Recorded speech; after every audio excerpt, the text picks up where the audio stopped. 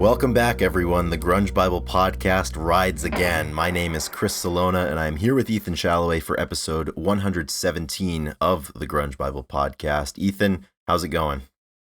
It's going well, man. It's going well. Getting it done midweek. June is on its way. Yeah, we're in a good spot. How are you?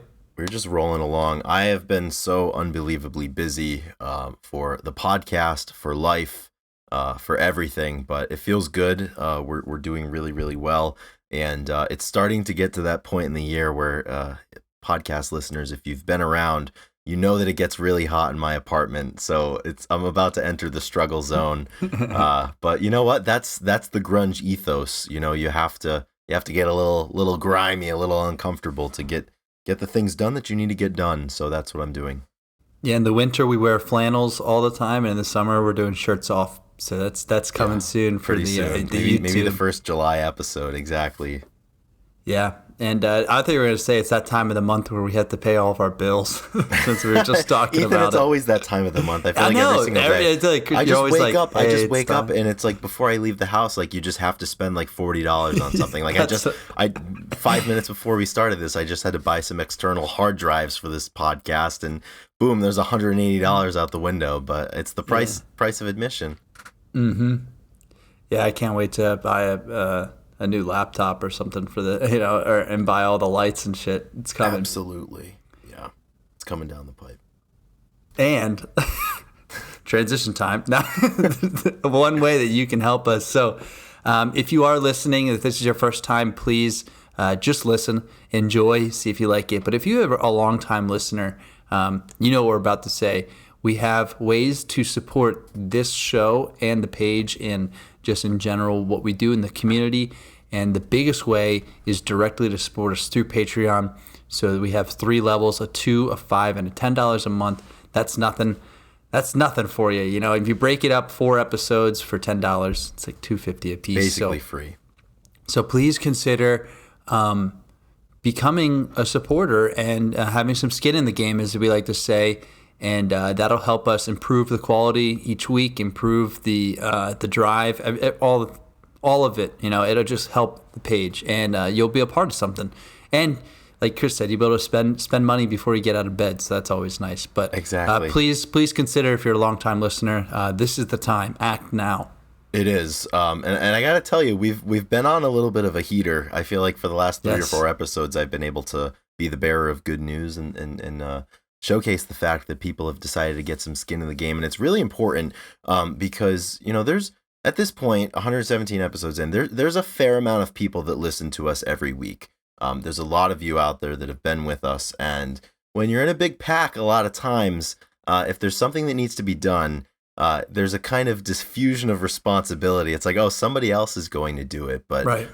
You know, and there's many cases throughout history where there've been a lot of people and nobody has done anything because they've assumed that the next person was going to do something. So don't let it get to that next person. If you like this show, if you like us, if you like what we're doing, let's get some skin in the game. And speaking of that, I am proud to welcome and very excited to welcome Eric R. Berry to the $10 tier. I will be saying Eric's name every single week from here on out because that's what we do with our $10 Patreon supporters. So Eric Berry joins recent additions Sherry Matthews, Keith White, and Epona up there at the top level, the $10 level. So we've got those individuals recently deciding to hop into the ball game here, and you know they stand shoulder to shoulder with some of the legends of the $10 tier that we've been saying their names for quite some time now, and I will continue to say their names. I would like to thank Alex Long, Black Hole Sean, Brother Nature, the Blue Owl, Eddie Vedder got me through my second divorce, Doug Endy, Corden Stewart, Kara K, Captain Hightop, Faith Bittner, Fresh Tendonitis, Fuck Soup, Granny Grunge, Jade Mercado, Carlene Salona, Jamie Lynn, Chris LS, MS, Lauren Irene, Marianne, Millie, Nikki Six, Rachel Corning, What the Fuck's Up Denny's, and Seattle 4 Fanboy from New Jersey. So to everybody who has joined so far, thank you very, very much. You know, this podcast is not free to do. It takes time, and there's a lot of different things that we need, especially as we're getting further down the road with storage and just trying to improve the quality and streamline some things. So anything that you do, and every dollar that you contribute goes to this podcast. Like Ethan and I have not made any money off of this. But that's not what we're in it for. We're in it to talk music and to have great conversations with great people. And today we're really excited to present a conversation that we had with one of our favorite people that we've met through Grunge Bible. And that's none other than the mighty Eric Leiderman, producer for Late Night with Seth Meyers, accomplished musician as a drummer in his own right, and just one of the more badass and awesome and passionate music fans that you could ever have a conversation with. He's an alumnus of this podcast. If you want to listen to our first conversation with Eric Leiderman, you can go all the way back to episode 38, the 90s grunge and drums with Eric Leiderman. That was back in December of 2021. But we had to have him back on, and we were kind of going back and forth over the last couple of weeks, really, to kind of nail down a topic idea. And the three of us settled on, and we decided on a good one, and we're really excited to present this conversation with you today. Yeah, Eric, the best way to put it, dude, he's a real one. He keeps it real. And that's why I wanted to have him on to talk about the concerts that he was able to witness and be at and see the progression over the years of Soundgarden and Nirvana. So, he's just real. He says he wears his heart on his sleeve when it comes to music. He'll tell you if your music's shit. He'll tell you if it's good, and he'll have good reasons why. So you're going to get a lot of that in the conversation. And please enjoy, because it's a good one. Absolutely. And the thing about these conversations, they're so exciting and they're so interesting to me because as somebody who wasn't around for it, this is primary source material of the people that were there. And there's people that listen to this show that are our age and younger, also not having had the opportunity to see Soundgarden in 92 like Eric did. But there's also people that were there, during that time. And I like to think these conversations are equally as interesting to them because, you'll hear someone like Eric talk about their experiences and you'll be listening along and be like, wow, like that was my experience too. I remember when Soundgarden came out to Searching when I saw them and how it captivated me. So I think these conversations, there's something for everybody in them, and there's certainly a lot for me in it. So let's just get right to it. Let's roll the tape here. Roll tape. Yep. Yeah, we're going to roll tape. All right. Here's our conversation with Eric Leiderman.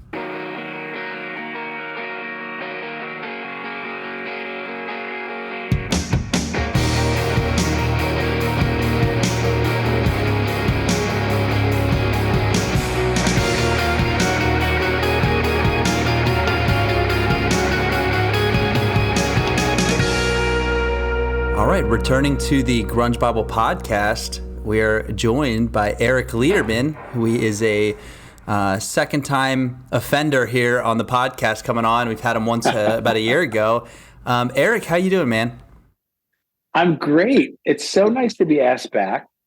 I'm really happy to be here, and I love being the weird Obi-Wan / Yoda, but like a lot less genuinely wise. For you guys, and I would actually erase that and I would revise it and say, I'm just so glad I could be the eyewitness to this time period as a real fan, just because I've always felt your raging jealousy of not to be 46 years old like me. I mean, it's not a good trade-off. I'll say it's a double-edged sword because we have our youth still. But yeah, you do act as our sage when it comes to the older shows and a glimpse into it. So, we're happy to have you because as we're going to get into, we get to talk about some firsthand experiences and sometimes when you're up with a microscope, you can't see things so clearly. So as time passes, you'll be able to see it in a larger scope. So the conversation is 100% going to be a good one. So I'm excited. Can't wait to get into it with you boys. Bring it on. This Chris, is going to be how you great. doing? I'm doing fantastic. I have to say, editorial note here. So Eric Leiderman, you were the first guest ever on the Grunge Bible podcast that was not myself, Ethan, or our producer Drew. That was way back, episode 38 in December 2021. And also, you have the distinction of being the first repeat offender guest. So you're here for your Grunge Bible podcast master's degree, and school is back in session. Episode 38? Oh, my God. And this 2021? Is December. We recorded it in November of 2021. That was before Kafaro. Wow. Yeah, I'm surprised it got on before ago. That's a lot longer than I thought. Guys, the honoring is like too much. I'm so pleased to be back. We have to start out on a high note, My God, just like the compliments. But yeah, for the people They're too that much. maybe haven't listened to that episode, because we have a lot of new listeners since then. Eric, you work for Seth Meyers late night, and you toured for a while. Why don't you go a little bit quick, the quick version of who you are and why we have you on, basically.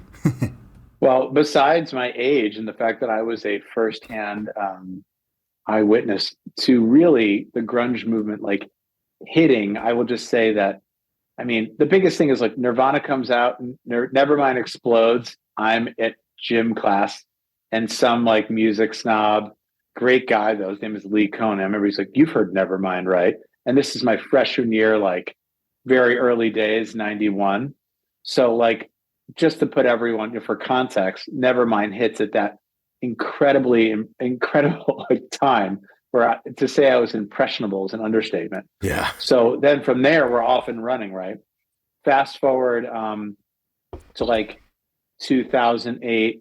I've been a rock drummer my whole life. I've also been a television producer and comedy writer my whole life. I always was doing both. I knew eventually I'd have to pick one. I probably knew which one it was going to be, to be honest. But I did get some touring time in.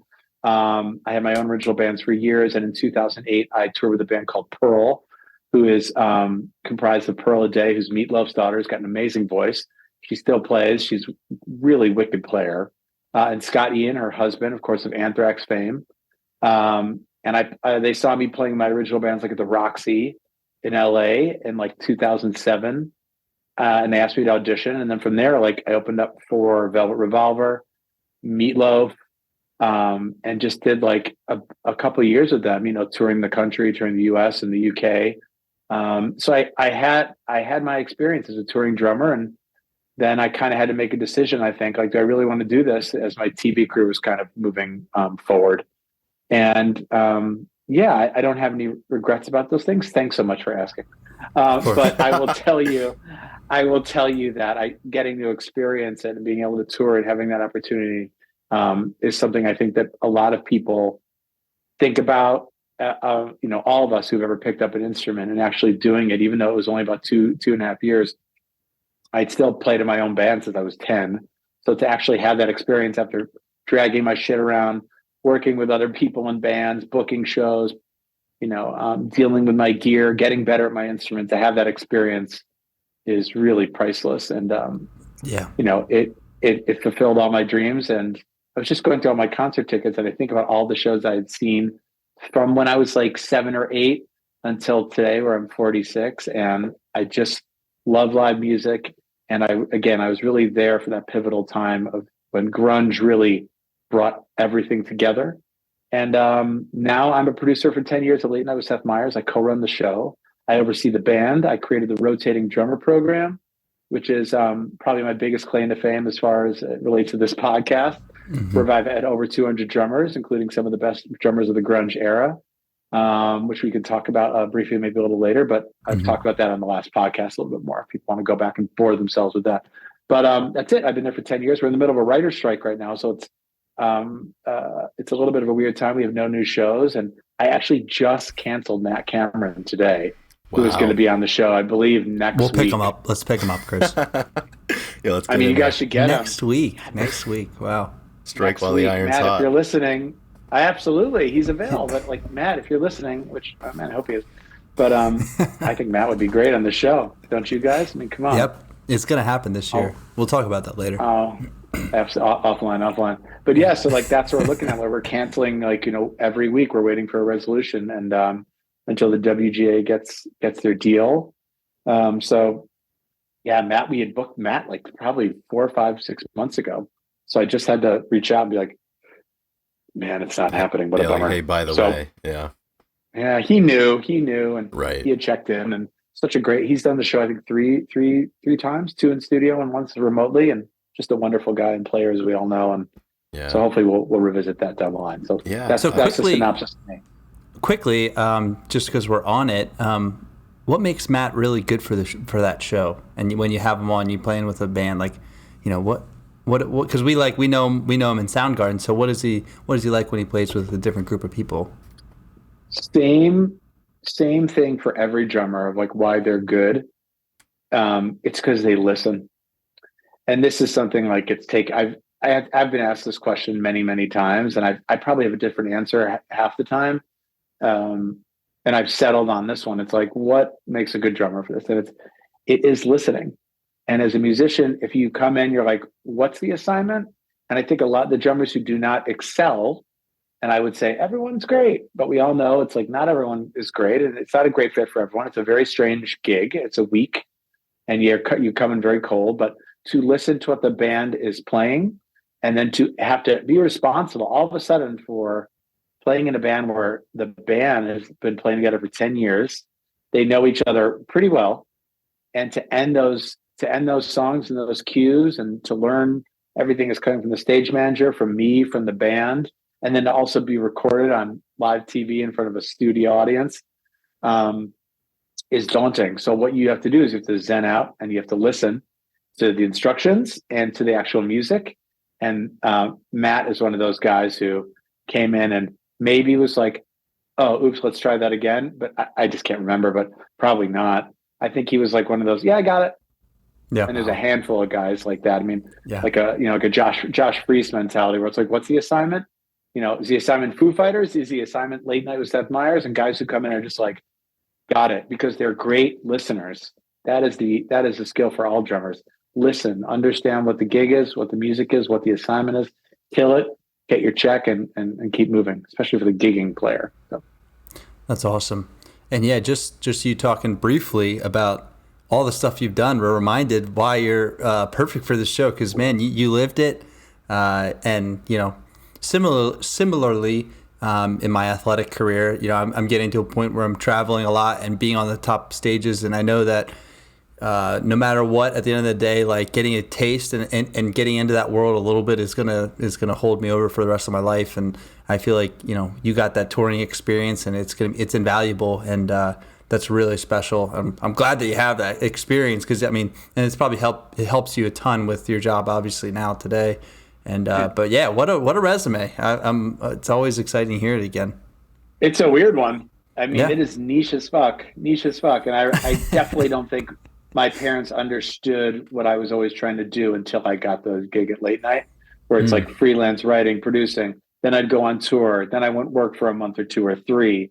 Then I collect unemployment that whole time, and they'd be like, "What are you doing?" And I'm like, "I got it." I'm like doing. I'm writing jokes on this thing for a week. I'm producing. My buddy's directing a commercial. I'm going to be in it, playing like a singer, playing a drummer. Now I'm going to go out for weekend shows. Now I had this gig for 3 months producing, a show on Comedy Central.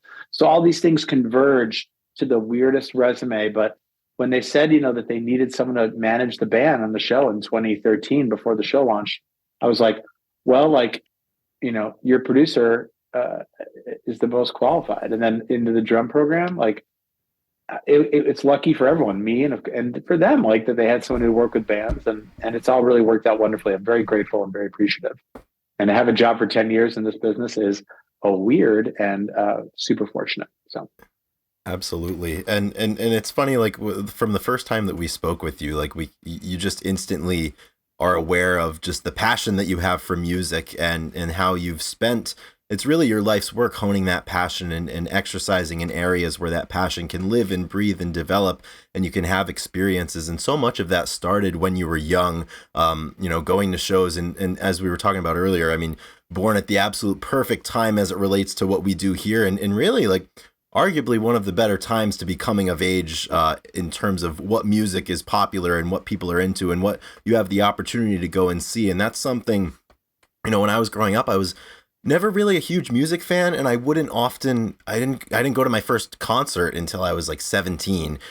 So it's one of those things. Wow. Now that I start going to them, like, you never want to stop. It's the best place to get experiences and to see, the art that you love so much in action. And it's so cool. And that's what we're going to be talking about today. Just like the experiences that you've had seeing so many of these bands, not only at a moment in time, but over time, and to be able to have that perspective, as a musician and as a fan, as a professional, just how, these bands have developed, how the musicians developed, and just, the memories that were made, and what makes a lot of these artists so good, and why they stand the test of time here, 30 years later. Well, you guys are doing the Lord's work, man. And that's, I reached out to you guys first. I'm like, I just love that you guys are doing this. I found you on the Instagram page, before you launched the podcast, but I think, or you had just started doing it. Yeah. But I was just like, there's other grunge. I would say there's other grunge pages out there like Instagram who, copied what you guys have did. And I do follow, there's one I follow, which I will not name because I don't care. And I'm not going to give them any airtime. No Not going to free name them, but airtime. like, I do sometimes watch what they post, certainly, but I will never ever like one of their posts. They will not get my like. I like it. They will not get it. And I go. definitely have tapped it a couple of times, thinking By it's like accident. you Take it guys are back, like, take "Oh, it no, back." no, no, no." I take it back all the time. That's reserved for And the Grunge I Bible boys. I definitely do a little giggle, and I'm like, that's not for my dudes. But I just appreciate that you guys are humble enough to like ask questions, and I think that's kind of a lost art with that generations are suffering now, where the youth, and I say that respectfully, are not interested in like asking questions about how was it, what was it like. I think everyone is so tuned into their own experiences on their phones and creating their own reality of now, and shaping themselves and how they fit into history, whether it's significant or not. And I think that the fact that you guys are actually interested in this time period, the way a lot of people like my age were, all these they were all classic rock heads, Right. like at all the bar mitzvahs and back in the day, like when everyone was junior high, they're like, oh, the Who and all this stuff. And I go, guys, we have like, I love it. We have glam rock. We have really pretty like, interesting stuff happening in the 90s as far as like indie rock goes, in Totally. addition to, of course, grunge and metal. Right. And there were so many kids like in this North Shore of Chicago where I grew up who were so interested in like classic rock, and like they're thinking like, their parents' music was cool, which it was, but it's not like they were, growing up in like, let's say like a time when music was shittier. I would say like, later in the 2000s when things sort of lost their way, post grunge, post like metal was a little confused. New metal was in there, which has some great shit, but metal and rock sort of went underground. And of course, now we're in a period where actually now rock is getting sort of a resurgence, very slowly building, Totally. churning underneath the surface.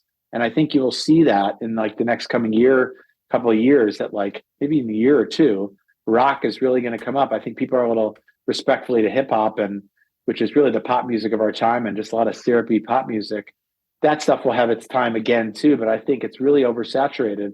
And rock music and playing an instrument and being analog, I could go on this all day, vinyl sales, all these things, but people realizing like, oh, COVID was really shitty. I'm going to go like pick up my guitar, play drums with like another person in the garage. Yeah. And people kind of lost that and lost it hard over COVID. And I think that discovery is coming back. So that's a good omen for rock music to come for sure. Yeah. Well said. Paid for by rock music right there. The rock music board. The rock and Roll Hall of Fame. Oh, what's that? Oh, they're not interested? Oh, they're not interested in rock music? Okay. Burn a little burn to the Rock and Roll Hall of Fame right there. Absolutely no interest whatsoever, it seems. I feel like it's just an annual point of outrage, the Rock Hall of Fame, and especially like around these parts, God. how come X band isn't in? How come Y band didn't get in? And it's like, I don't know. I don't like, as a fan, like I don't need my favorite bands to be enshrined for them to mean more to me. But it is interesting how they just dropped the ball with so many things. This is another episode. Yeah. We just hit on it a little bit a couple episodes ago because oh really? Rage got in and Soundgarden did not. They've still been denied. Speaking of Soundgarden, yeah, we've been tickling the Soundgarden thoughts for a while, and Eric, like we were talking about, with growing up around that time, obviously you're right in the wheelhouse for Soundgarden, and you were able to have a lot of really, really cool experiences with this band. And this is something that, speaking to your point earlier about like asking questions and wanting to know people's experiences at the time, like I am so interested with people's experiences at that time, seeing the bands that have become my favorite bands, because I didn't have the opportunity, by the waypoint of where I was born and when I was born, I didn't have the opportunity to see any of these bands in 92, 93, 94. And I think as a fan, you miss out on something when you don't see something like that live and you're not aware of it when it's happening. So I think Soundgarden is the best place to start in terms of your experiences with becoming aware of the band, and then like the driving force of like, hey, like Soundgarden, they're coming to the Aragon, like I need to get tickets to that, I need to be there. So like, what were your earliest memories, I guess, of a Soundgarden, kind of coming across your consciousness, and it becoming something that you kind of dug and you wanted to get out and see? Okay. So Bad Motorfinger, I believe, is 92 or is it 91? So I think September 91 or October 91. It's the end of 91. So I think Rusty Cage comes out and they put it on Headbangers Ball, right? Mm-hmm. Late 91, like probably November, based on that release, what you're telling me. So this is my freshman year again. And again, Nirvana, Nevermind is already out. We'll come back to that later, I think, in the show. But Bad Motorfinger is out. Bad Motorfinger, they are pushing Soundgarden into Headbangers Ball, which is firmly metal. Right. And they're just like, they're not calling it grunge. I think they might have been calling it grunge at this point, but I remember Jesus Christ Pose comes on Headbangers Ball in the video, and I'm like, oh, that's pretty cool. I like that. I knew I liked it. But I don't think I bought the cassette right away. But because I know when I went back and looked at my dates, I had tickets to go see Skid Row, who were in the midst of their second album, Slave to the Grind, which is, again, there's a lot of haters on cock rock, but Skid Row's second record is a much heavier record than the self-titled record that they put out in 90, I believe, or even 89. Anyway, so I have tickets to go see Skid Row at the Aragon Ballroom in Chicago. And I see that Soundgarden is opening. Probably get those tickets in December for a February 14th, 92 show. Skid Row is doing 2 nights, the 13th and the 14th. So I go on the 14th. Soundgarden is opening. I remember getting Bad Motorfinger that week, like the 7th. I remember in preparation almost. Yeah, because I had bought it, and then I'm like, oh, I got to get that, and I just didn't get to it. And I got it like within, I'm pretty sure it was like a week or 10 days. And I know I'm a fucking big Skid Row fan. And I will tell you that I knew that Skid Row shit cold, but I popped in Bad Motorfinger, and Bad Motorfinger for some reason stuck in my car stereo, and it would only flip sides. It couldn't be popped out, or else it would get stuck and the tape would start to, for some reason, like it just didn't. Oh, it actually got stuck in it. The actual cassette tape got stuck. I thought you were saying like I had to leave it in there. No, it like physically got stuck. No, I could not take it out. But the classic story of people getting in, like it was stuck. That couldn't have happened to us, Ethan. It could not have. Oh, my internet connection. I thought that did happen to you, Chris. My Spotify was buffering. I thought it did happen to you, Chris, with the CD in the car. I thought that was the same thing. No, it wasn't stuck. Anyway, God, you guys are lucky is my point. So I remember for that week and then farther on, if I want to take Bad Motorfinger out, I had to get lucky on the pop, on the eject out. Yeah. But it was Jesus Christ Pose would flip, and then it would play on the other side. And I would, I think on the other side, it was like Searching, right? Because Searching with My Good Eye Closed on the cassette is the top song on the second side. Yes. So Jesus Christ Pose is the last song on the first side. So it would flip over in the middle of Searching, and then it would just automatically flip back to Jesus Christ Pose, always at the very top of the song. So for months, I think for like 2 or 3 months, I didn't try to pop it out because every time I'm like, I'm going to ruin the tape. Right. But that time leading up to it, I was drilled on that song, and I was drilled on Searching. And then I'd heard the album like with friends, and really I felt like I knew the album very well. So I was very excited to see them open for Skid Row. So I have very good seats. My dad had a connect at the Aragon through the production company. Long story short, I was like, Aragon's up here. I don't know if anyone can see because this is an audio podcast, but there's 2 balconies that are for VIP. And I was watching Skid Row and Soundgarden from up there. So Soundgarden comes out, and the set list which I have in front of me, of course, they open up with Searching. Yeah. I think later, like on the Super Unknown tour, they opened up with Jesus Christ Pose, which freaked me out. Yeah. Anyway, they open up with Searching. And from there, it's 9 songs and it's relentless. Most of the songs are from Bad Motorfinger. Searching, Jesus Christ Pose, Face Pollution, Gun, Beyond the Wheel, Rusty Cage, Big Dumb Sex, Outshine, Slays, and Bulldozers. So we're talking like 75% of the set, right, is Bad Motorfinger. From the Fast new and album. Furious, Direct Support, exactly, promoting the new record. So how old were you and who were you with?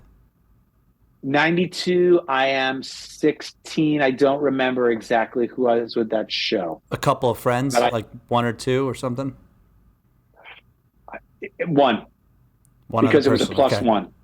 Yeah, Nice. I remember. I thought it was my friend Omar, but we saw Megadeth in the same seats, like in college, like when I was back, like on Very a break. cool. Okay, 16 years It old. was wild. They're playing all of 70% of Bad Motorfinger. Continue. So here's the thing that I will say. First of all, when you're young and you're seeing shows like this, which is something that you guys regretfully won't experience because you're adults, everyone seems fucking giant. Okay? Like people who are famous, people who are, whether it's like you're seeing someone that you like the first time, girl or a guy, whatever the fuck you're into, they see their presence is big and thus their physicality is enhanced, especially when you're a child and it's an adult. So Aragon is a relatively like very high stage. But of course it was an old like boxing arena. They used to have boxing matches there in the 60s and 70s. And I think the 80s until they flipped it to like more concerts. So Chris Cornell, which I didn't realize at the time was actually tall when I met him in person years later. Tall guy. So he comes out, this dude is climbing the speakers that are on the stage, the PA speakers. There's PAs up and there's PAs that are, at a show that are on the stage. Right. And they're huge at Aragon. So they block, if you're on the side in the pit, you can't see either way. And if you're too far over on the balcony close to the stage, you're blocked. So same thing at Irving Plaza. A lot of stages have that. So basically, this guy's crawling the whole time, crawling around. I am like eyes wide. I'm like, and again, when you know the songs and you're seeing an opening band and you've never seen them live and you know what to expect, it's way better. Now when you see a band you don't know the songs, and I think that's only happened to me like twice. I think it was Gojira that happened in the Wild Hearts, where I did not really know the band, and I was like, "Whoa, this opening band, this direct support band, I'm a fan. It changed my life." It just does not happen for me. But Soundgarden, I knew the tunes. Chris is crawling, and then Slays and Bulldozers at the end. He crawls up to the top of the stack, stage right. I remember it very clearly, and he jumps into the crowd. Who at this point, again, the crowd is all about Skid Row. I'm all about Skid Row. Yeah, you're a Skid Row guy. You have a shirt on. I'm a Skid Row guy. I did not have a shirt on, but I know. Oh, that's kind of a burn. But also, like I should have. But I was there. And I remember buying a Skid Row shirt. I did not buy a Soundgarden shirt, to be fair. Damn. But, man. Yeah, but that's just being honest. And I was so into them, I bought a shirt. I did not. But I will tell you that I was so taken with the band. And I remember opening up the cassette and the back of the CD, which is the same as the liner of paper that goes in the back of the cassette, like this part. Like, this is the single soundtrack I'm holding up. No one, if people are watching on YouTube or whatever. Yep. But right here, it was the picture of the 4 of them, which is the picture in the Bad Motorfinger box set, like the 30-year, 25-year box set. Right. The picture of all 4 of them. And I remember opening it after the fact and being like, I saw those guys, which is like one of the coolest things about the fact that we didn't have the internet. So you saw them and there was a viciousness and a anger, which, of course, as I saw them over the years, sort of dissipated, especially when they got back together in 2011 and reformed. You watch the early videos of them like playing all these festival shows, and Matt Cameron, like all that. Ben is scary. Kim is really Kim, which is like anchoring everything down. Mm-hmm. But Matt actually more is the anchor. But anyway, they're also good. But there's an anger there that, as someone who's listening to like thrash metal and still like cock and glam rock, I was like very taken with this new sort of energy. So that show, again, if people want to look up the exact set list again, it's February 14th, 92 It's Skid Row headlining with Soundgarden opening at the Aragon Ballroom in Chicago. And it was just like, so the crowd is, I'm guessing the crowd was primarily for Skid Row, correct? 100%. There were not people there to see Soundgarden. Did you that feel I remember?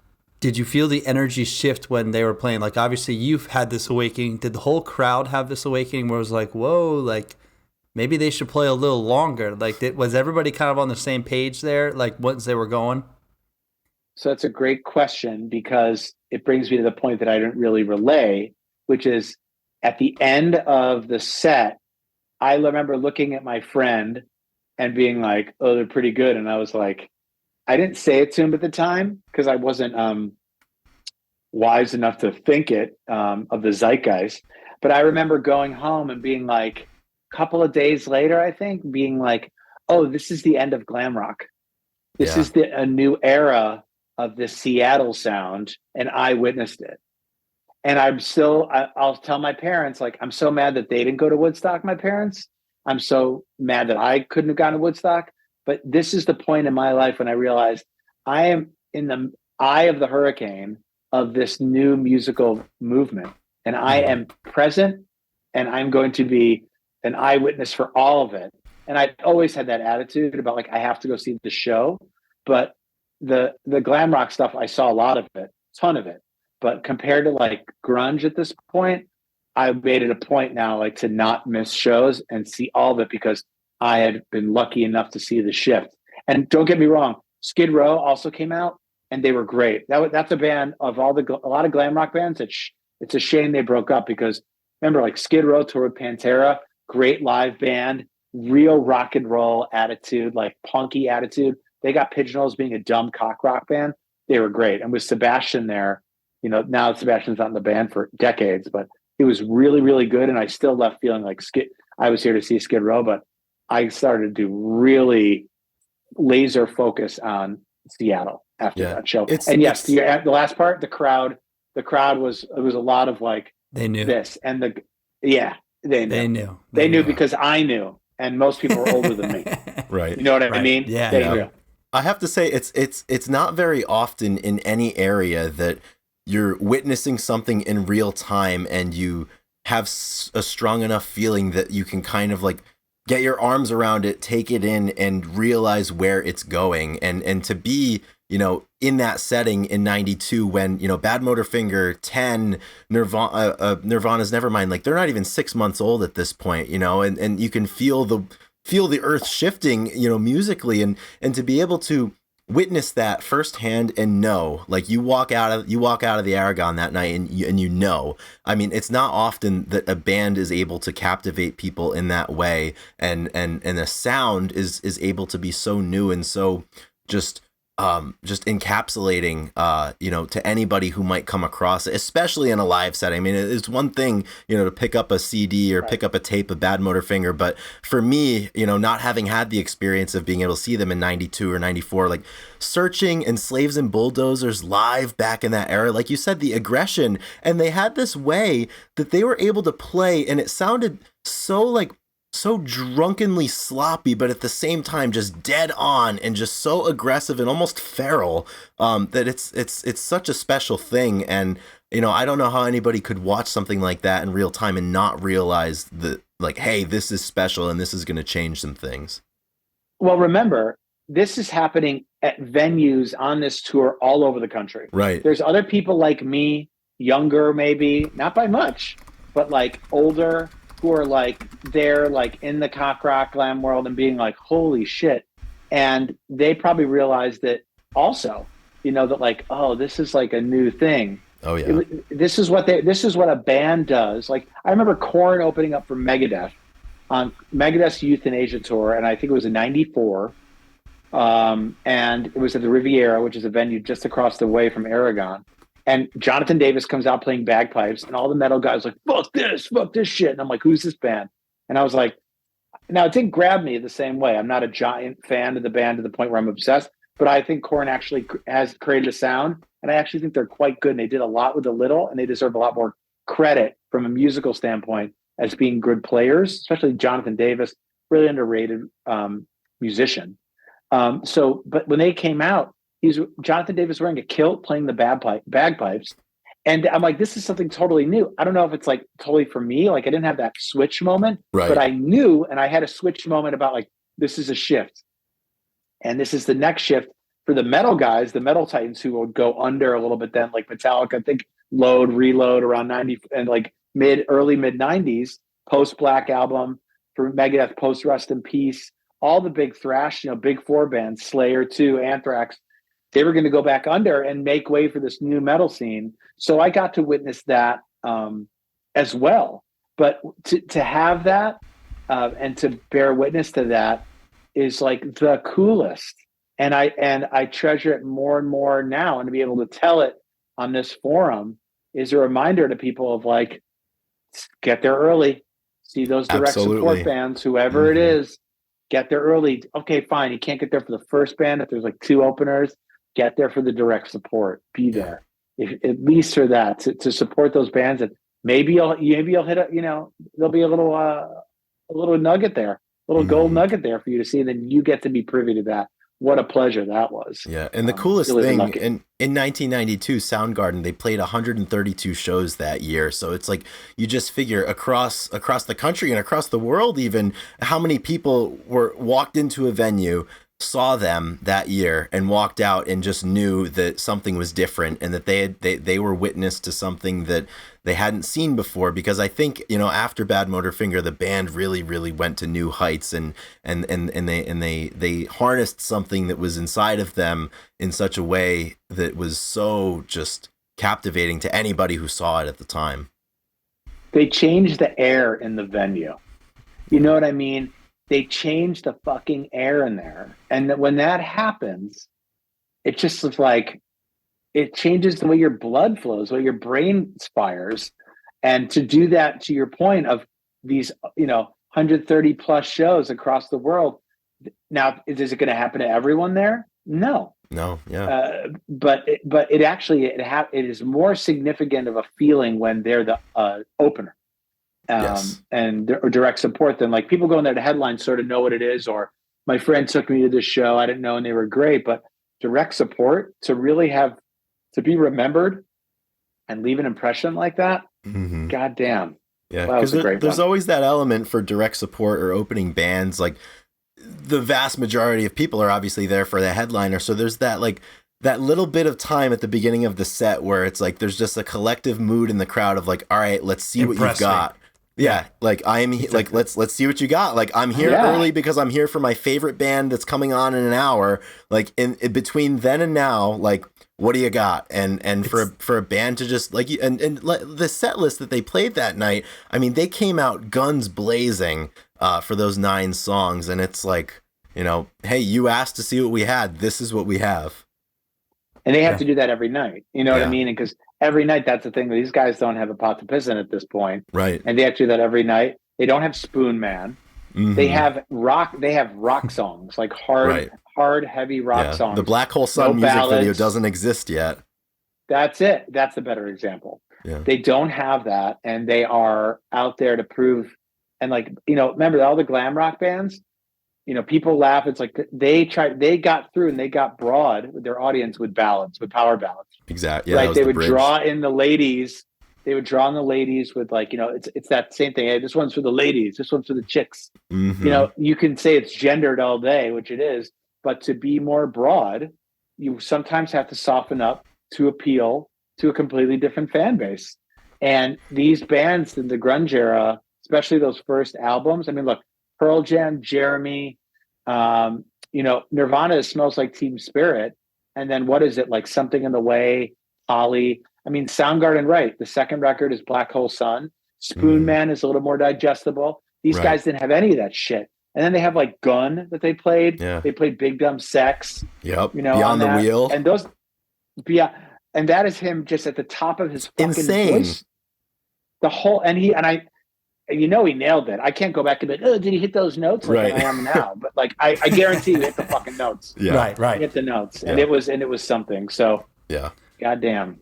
Again, And Skid Row is still you pretty brought great. about a really good point too. Like it's always, there's a certain perspective that you get when you were there for one show and you're like, holy shit, this is one of the more significant events. But you made the really good point. These guys were doing this like every other night for a year, years at a time. And it's like, this is just, for them to be able to do that night in and night out is physically unbelievably impressive. And also just to be able to kind of like craft that magic consistently and put that energy into those songs is something that you also don't see every day, and certainly not every band. There's only a few that are able to do something like that. Yeah. What's worse than seeing a direct support band that's young, which most of them are, Right? or it's like a resurgent act. It's like, oh yeah, we're going to put our old friends this opening. To see a young band come in and like, even if like they're more static on stage, just to like not get it done, Mm-hmm. to just kind of phone it in. Mm-hmm. Fucking hate that shit. Yeah, they think that I hate it. just being on the bill is enough, and it's like, no, checks in the everybody mail. out, Stop it. everybody out in the crowd Stop it. is thinking the same thing. Like, we are the judges at America's Got Talent, Yes. basically. Like, Yes, are we the going to give judging you the audience golden is- buzzer? I mean, that's exactly what Audience it is is. judge and jury, man. It's funny. We Judge actually, and jury. Chris, at the tribute show, we saw Sebastian Bach came out and played Supernaut and Paranoid with a couple of the guys from I Lars bet he Ulrich. fucking killed it. I bet he killed it. He came out and played a few, so Oh, yeah. we got a little taste of Skid Row. I mean, also there's Sebastian Bach. Putting a guy like that in modern times and seeing how he comes in and he does not think any time has passed, and he's still in like the 90s, Oh yeah, early Kinda 80s. awesome. it was like a relic. Doesn't care. Yeah. That's how he knows. But remember, like, go look up Moscow Music Peace Festival and you'll see like Motley Crue, Skid Row, and these guys are sitting there like playing to 150,000 Russians Right. who have never had this music there, Yeah. and winning, and the crowd is ravenous for them, and then even more enraged by their performances, because those guys, the grunge thing, like Nirvana was a great live band. All the grunge bands that I liked, I thought were great live, but those 80s guys, they played for the people all the way. It was very theatrical, all the way for the people in the very last row, Yeah. in the top of the fucking stadium. And they were great. They were great performers, great entertainers. Don't like the music? Fine. You can't take away anything away from their getting up there and sweating it out every night. Absolutely. That's good. So moving on, the next show that we have down for you comes 2 years later, correct? In '94. Also, Soundgarden once again. also at the same place at the Aragon Ballroom on June 11th, 1994, correct? That's correct. So 2 years have passed. Some buildup has came and gone. What was the friend group? What was your friend group talking about during this time? Was everybody on the same page about it? Were you guys like head over heels into them and like anticipating next time they're coming around type of thing, or what was the buzz? Absolutely. I was definitely the ringleader. I can say that now. I remember '93 we did Lollapalooza, and it was Smashing Pumpkins, Beastie Boys, That's sweet. like Luscious Jackson. I think L7. Yep. I believe you're right. Yep. I think it was L7, Breeders as well. And I remember we all went to that show, and I think a friend of mine had gotten tickets. One of the rare times that like one of my other friends got tickets. It was always me. This is remember the days of waiting in line. At, I like, know. Ticketmaster for I don't know what tickets. that's like. Again, dude, like Yeah. waiting in line. Like the last See that. show I waited in line for tickets was Them Crooked Vultures at the Roxy because I Yeah. didn't know anyone. That's the kind of spoiled dick I am. I was like, I guess I'll wait in line for this. Like, With all the I other had to. commoners. I know I'm spoiled, but I admit it. And also, but like, I think about just to be fair, I think about the amount of money that I spent, and I still do, like buy merch and stuff. Yeah. If you get into a show free and it's a smaller band, you should always buy merch. Yeah. If you get free tickets. But I would just say that like I was really making the effort. And in '93, this kid, basically a bunch of us went, and then Pumpkins come on. Everyone's cool. We're all getting along. It's like 4 or 5 of us. And people I know were sitting like the 10th row at the World Music Theater. And they left like, we're going to leave. We have to like get back. Oh man. And they're like, you can take our seats. And I looked at my friends, and they were very like herd mentality. Like no one was going. I go, I'm not going to miss seeing Smashing Pumpkins in the 10th row. Right. And I think I went by myself Hell yeah. because and you know what? It wasn't very cool. It wasn't very bro code, and I didn't give a fuck.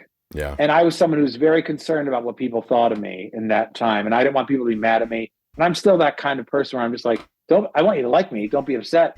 But I didn't even think twice. And I watched them do their Siamese Dream era tour set from the 10th row, and I still remember Billy Corgan like wearing those shirts, like hand up right in the front. And you know what? No one fucking talked to me on the entire drive home. I didn't give a fuck again. They were mad? I felt bad. I was saying, I'd be happy for your friend that had this incredible experience. Not But in high school. It's different. Yeah, not in high school.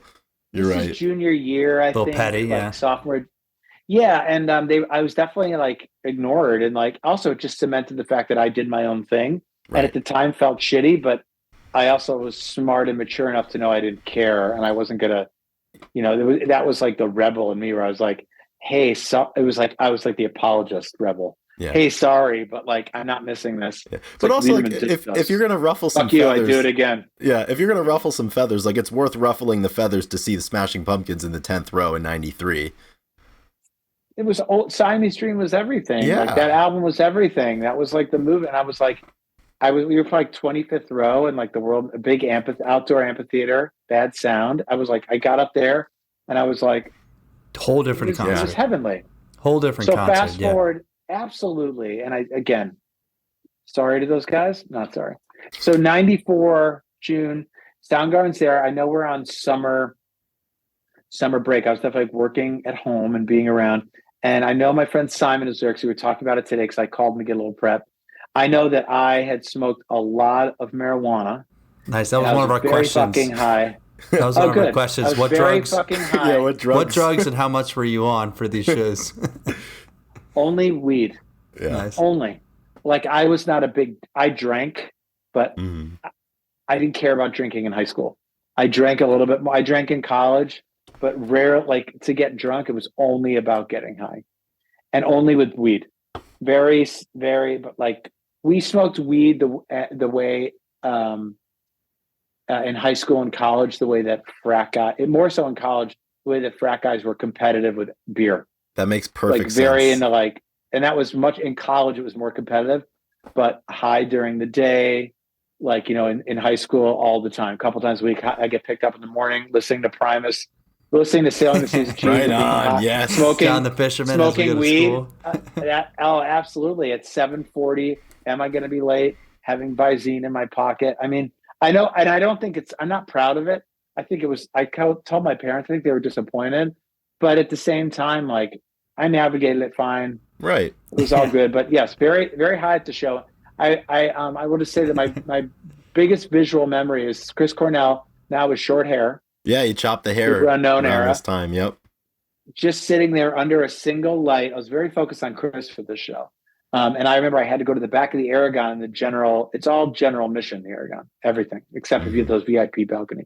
And I had to sit down with my head in my hands, just listening to him, like really taking him in, not in like I'm so high way, but I'm like, oh, I don't feel great way.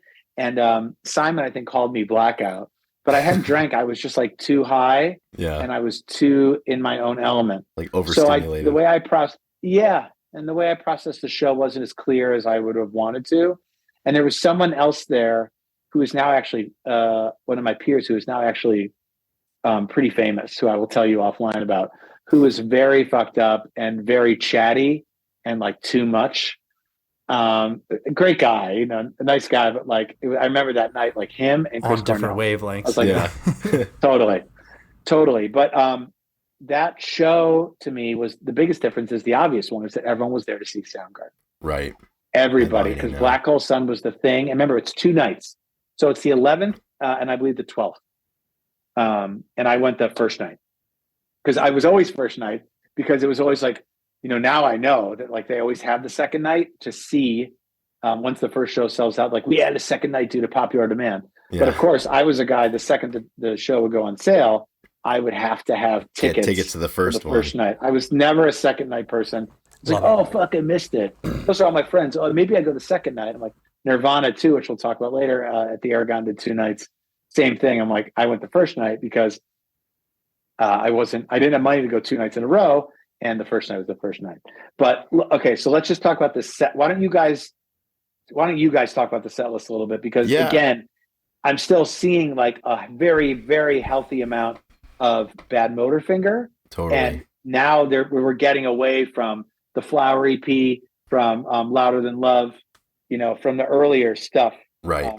You can tell they're like kind of sick of it. Yeah, so in this show on June the 11th, that's just over a month after Super Unknown had come out, and I believe the Black Hole Sun music video had been released earlier that month in June. So like, Super Unknown is very, very fresh, and to have the opportunity, like, okay, like this record just came out, I'm might not be as acquainted with these songs as I would be otherwise because they're so new, and as you said, there's still a very heavy diet of Bad Motorfinger in here, because I think when I think of Soundgarden, like that's who they are to me. Like they are Bad Motorfinger era. Like that is like the ethos that they portrayed at the time. Oh, that's interesting. For me, that's interesting. That's your the thing. one for me. Yeah, that's the one for me. But I mean, you've already got on here. You've got some of the favorites from Super Unknown, and The Day I Tried to Live, one that I know Kim has said like it was always kind of a live favorite, and commercially like it didn't do that well. And I know when they had reunited, that had become one of their more popular songs. That one's in there. Black Hole Sun really to take it in at a time where it doesn't have the legacy that it does now because it was so new at the time. Mm-hmm. A lot of these songs Fell on Black Days as well as in there, like Suicide. We've got Kickstand, My Wave as well, Mailman. There are a lot of really fantastic songs Spoon here from Man. Super Unknown. Spoon Man. Oh, look. So when you look at the songs again, yes, a lot from Bad Motorfinger, but it's the weird ones off Super Unknown too. Yeah. Half, Mm-hmm. like Suicide. My Way was a single. My Way was a single. Spoon Man was a single. And then Fell on Black Days, which is here, right? And yeah, half is weird. It's really weird. Kickstand also. Kickstand is Super Unknown, and that's an ass kick. That's like a punk song. Right. Head Down and Limo Wreck to close. I was just gonna say that is the most intriguing thing for me about this set list are the final two songs here. Head Down into Limo Wreck to end. Not what you would expect. But then again, when the record's so new, it's like, what should you expect at this time? But looking back, this is like the hindsight thing, like, hey, like this is what they're ending with. They're not ending with, Slaves and Bulldozers, for example. They're ending with, these two songs that your casual fans might not even know. Let's unpack this a little deeper as far as forget that. Like, it's not even like closing with opening up with Jesus Christ Pose is a weird song to open to. Yeah. Just speaking as someone who wants to get like, you want to make sure like your levels are good when you come out. And the first song you see someone like they're talking like to up and guys down, about up, down, because the first song is a limit of Jesus Christ Pose is all feedback. It's a mess. And remember, these guys they're no in-ears in 94. Right. Yeah. So I think these guys are like, and the Aragon is notoriously muddy sound. So, and they've definitely played here before, they know. Right. So to come out with that song is ballsy, and it's super aggressive. You're not warm. I mean, you're warm. Assuming you're a musician, you warmed up. And then Spoon Man to go, okay, fine. But let's fast forward to these last two songs. Again, they aren't songs that are known. Smashing Pumpkins closed with Silverfuck. Queens of Stone Age closed with Song for the Dead. Like there are these songs like Soundgarden could have easily closed with Rusty Cage, something from the last album, or Jesus Christ was actually makes a lot more sense. Totally. Unless it's an endurance thing or it's a tuning thing. Who the fuck knows? But to close with these two like brutal, heavy songs is also like a fuck you to the audience. Yeah. Kind of. Which I kind of love. Fuck you to the new fans. Yeah, hell yeah. It's like, I love it. Like, I don't know what the thinking is. That's like, I might like try to find out and ask if I ever talk to Matt and like ask him, be like, what were you thinking? What were you thinking when you want to close it? Like, I love it. I love it because I'm the guy who's always like, they didn't play the heavy shit. Yeah. I'm a big metal. Stay heavy. I'm a metal. That's right. You guys know me. I'm a big metal brute. Iron Maiden in the back. Hell yeah. Look at that. Oh, that's beautiful. That thing is beautiful. Oh, which shoulder is mine? Anyway, thank you so much. So that is like a real punk rock fuck you. Also a fuck you to our success, which is very mainstream right now. They're playing I think at this point, Black Hole Sun is out. They're playing it all the time. Yeah. They, you know what I mean? Like, what was the first single? Let Me Drown is the first track on the album. But what's the first? Is My Wave? I think it was My Wave. I think it is too. It's not Spoon Man. I think it's like My Wave. Spoon Man. It was Spoon Man, Day I Tried to Live, Black Hole Sun, then My Wave. Actually, My Wave was last. Okay, yeah. So I confused it with Day I Tried to Live. So I'm sorry. Day I Tried to Live, Spoon Man, Black Hole Sun, My Wave. My Wave. That's crazy. Yeah. They saved it. They're like, all right, well, let's get, and then Black Hole Sun took them into like TRL category. Right. And that's the thing. Like, this is before like they're the band that did Black Hole Sun to like your casual, you know, middle America person. Like they just became the people with the really trippy music video. Yes. So what Metal were people is holding them close, right, at this time. Right. Metal is the one. Headbangers Ball, they're the ones who are like, this is our band. Right. We don't know if we accept it as a metal community, but this is our thing. Mm-hmm. So were the people still? They wanted to hear the new stuff. Were they waiting for Black Hole Sun, or were they waiting for Rusty Cage or something? Like, were they still pretty heavy, or were they into the psychedelic kind of rock that they were given? Like, think about that. Well, here's the thing. Think about them playing Half. That's Ben. Ben is singing that song. Right, exactly. Right? Yeah. So what the fuck is that? And so also remember, they got rid of Black Hole Sun. Let's look at My Wave, Day I Tried to Live, Mailman. That's another weird one from Superman. Yeah. Let Me Drown, Spoon Man. Rusty Cage, they got rid of all their singles, the top half of the set. Yeah. They just churned them out. Let's get through this. Done. So, exactly. So Ben can sing. Super Unknown. Ben, you're up. So after the 11th song is Rusty Cage, and then there are 10 more songs. The last 10 songs are Half, Mind Riot, Fell on Black Days, Drawing Fight, Hands All Over, Kickstand, Face Pollution, Like Suicide, Head Down Low. There's not one single except for Fell on Black Days. Yeah, that's crazy. That's unbelievable. That's crazy. That's a fuck you. I have to find out more about that. And it's totally opposite of what bands do. Obviously, they save the stuff so people don't leave. They weren't worried about that at all. They played hey, if you guys want to get out of here, we'll give you the good stuff, and then we're playing to the fans at the end, which is badass. That's badass. And they're I don't know if this is the height of their popularity, but I'm pretty sure it is, because when I saw them, and this is one I didn't talk about because I saw them again in '96. Okay. On the Lollapalooza tour with Ramones. Oh, wow. And I think it's Metallica, Ramones, Soundgarden. Mm-hmm. And that was the last touring that they did before they broken up. Yes. Yeah, because that's down on the Upside tour. Right. Correct.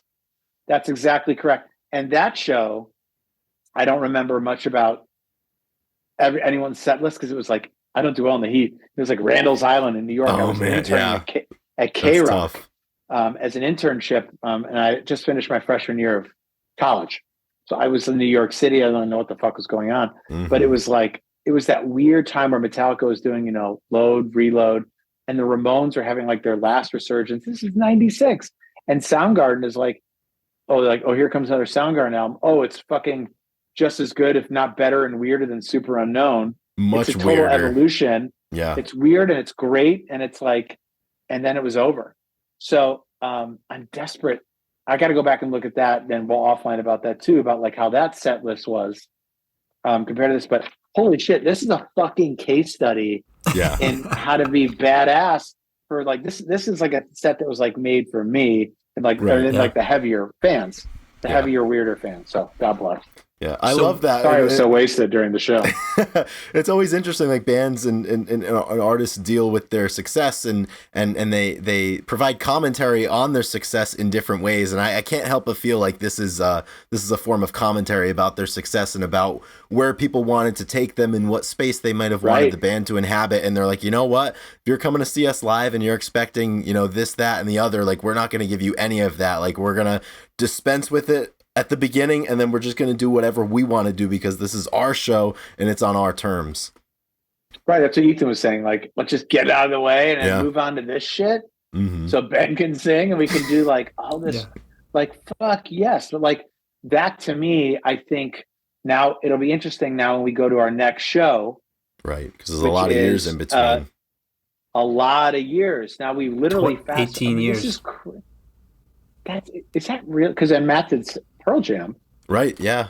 Matt was. Can we just Pearl confirm? Can we confirm that the breakup is 90? When is the breakup? I think it was February of 1997. They had finished their tour. I think their last show was in Hawaii or something for Down on the Upside, and then they had broken up. Early 1997, they had broken up. And then they come back with Telephantasm, right? Is that it? Like, I'm just confused because like when Black Rain comes out, right, they released Black Rain as a single on the Telephantasm, and I remember being like, and they played Conan. Yes, I was living I just moved to New York. Before. I had just moved to New York when that song came out, and that Black Rain is a Bad Motorfinger B-side. Right, it was recorded during the Bad Motorfinger time. So then they play that song Conan. Remember, Chris Cornell's done the Audio Slave thing, the solo thing. He's like cut his hair. That thing with Timbaland that he did. Oh my God. We're all like, if I could take Ethan and Chris and bring them back with me and be like, yo, look what Chris has done. And like, look what he's doing now. Yeah. Like I remember I was sitting there with my ex-wife. I was sitting there and I was like, I remember saying to her, like, I go, this is going to be like, I remember I DVR'd it, the Conan, and they came out and did it, that weird set like in LA. And Chris's voice, I was like, his hair was long again. He looked like he had been reincarnated as Chris Cornell. Go back and everyone watch that. It's 20. Yeah. I think is it 20? I think it was 20, late 2010, maybe somewhere around there, because they got back together. I think they announced that they were getting back together, I believe on New Year's Day, 2010. Yes. New Year's Day 2010. And how different the world is. They announced it on Twitter. They tweeted it in 2010. They said the 12-year break is over and school is back in session. Sign up now. Knights of the Sound Table ride again. God bless them.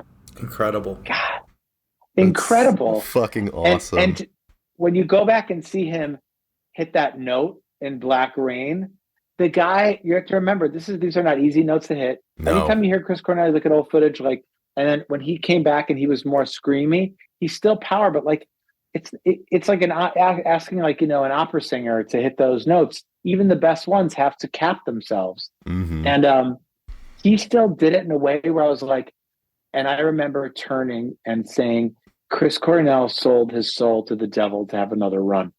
He sold his soul to the devil to be able to perform at this level and come back and do it again. I remember saying that exact thing because I couldn't believe how good it was. Black Rain on Conan. So go look that one up. Yeah, okay, so let's go back to this. November of 2010, they went on Conan. And I have to say, like, I just like talking about what we were talking about earlier, like hearing these stories, like I honestly just kind of got chills just hearing about that experience of watching that in real time and be like, holy fucking shit. Like he's back. There it is. Yeah. Yeah. That's the guy. I know that guy. That's it. That was bands like that now that are coming back and having this like nostalgia run where they basically turn to classic rock. It's happening to like my girlfriend's bands. Like she's like a Blink-182 person because she was in high school, right? Junior high, maybe. That was everything to them. Oh yeah. And 100%. Now we went to go see Blink, and how were they? It was great. I don't know. You can't ask me because I'm sitting here coming off as like this professional motherfucker about a certain area. It's like, and if I don't have that level of professionalism, I don't want to relay it. It doesn't matter what I think because it's not for me. Good point. I was there to see Turnstile, who I think is great. But Blink, I have big respect for, and there's a lot of songs there. But to her, it was like, it was there. Oh, we've been away for a while. We broke up. Now we're getting back together. However many years it was. And Soundgarden was doing this as like for a much longer time, where these guys are now really, they're older. Yeah. They've all been doing their own thing. Kim and Ben are on the sidelines kind of. Right. And Matt is doing Pearl Jam. Chris is solo and Audio Slave. And then they come back with this, they play the Forum. This is when I'm living in LA. I didn't move back to New York until 2013. So this is at the Forum in LA. It's July 22nd, 2011.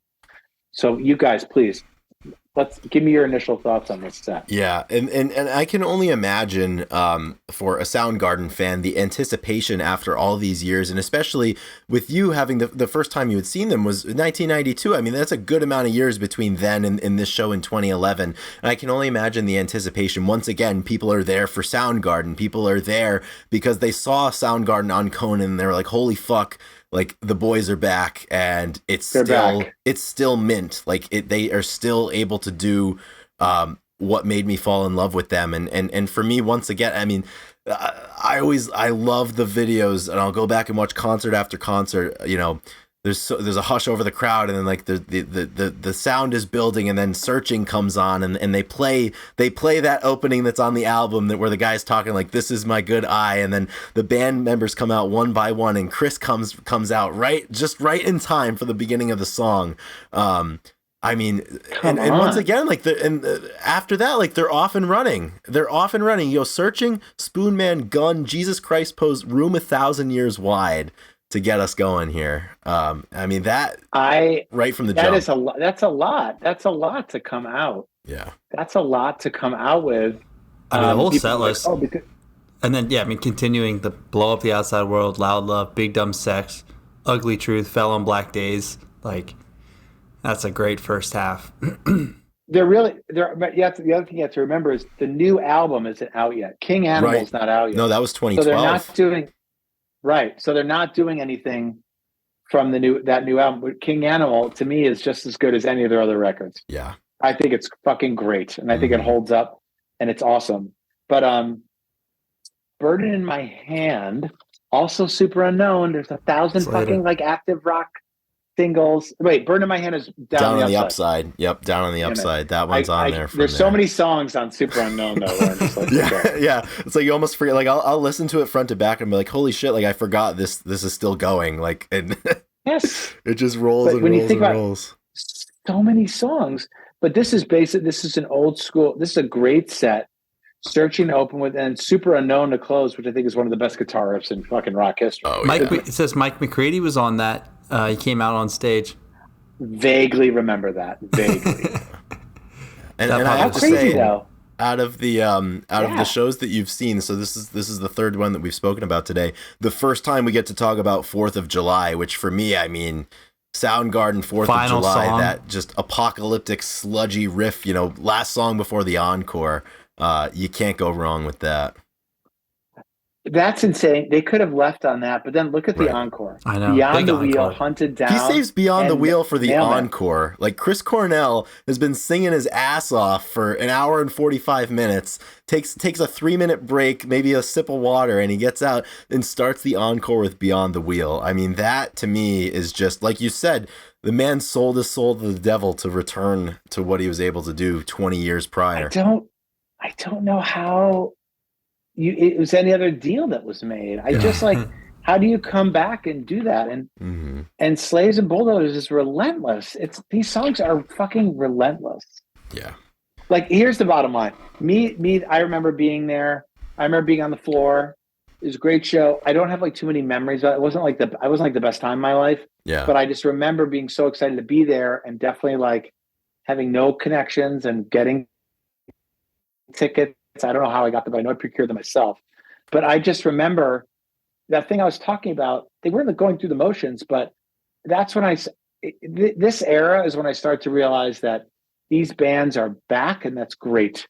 Yeah. But the passion and anger that is the fuel of youth is not here. Right. And it's not they're cashing in, but like it's a different thing. I'm older, they're older, and this is the thing about an audience that grows and stays with the band as the band continues on, but also grows older too. But like this set list is, I don't know how it gets much. I don't know what else you could want if you're an old school fan. Yeah, exactly. You know This is what I mean? just 'Cause kind of also, like a yeah. Soundgarden doesn't have like leames. Oh, they're going to play Black Hole Sun. Yeah. Okay, that song's just overplayed, which is normal. But there's nothing else. That's the thing about Soundgarden, grunge. Like Pearl Jam's been around longer, and they went a different way, Right. and it's a different thing. But like Nirvana too, like endless, nameless. When we get to that stuff, oh my God, we got to do another time. But I will say that this is the kind of band where it's like they can't pick a set list that's lame. Yeah. You know what I mean? Yeah. And in their discography, they also don't really have songs that like, all right, like let me catch my breath real quick. Like let's just like get an easy one out there. So like we can all like take a deep breath and like get through this one and for like the next big thing. Like it's just go, go, go, go, go. And the thing for me, like as impressive as it is to see them when they're in their late 20s and maybe, you know, just turning 30 in 94 or so.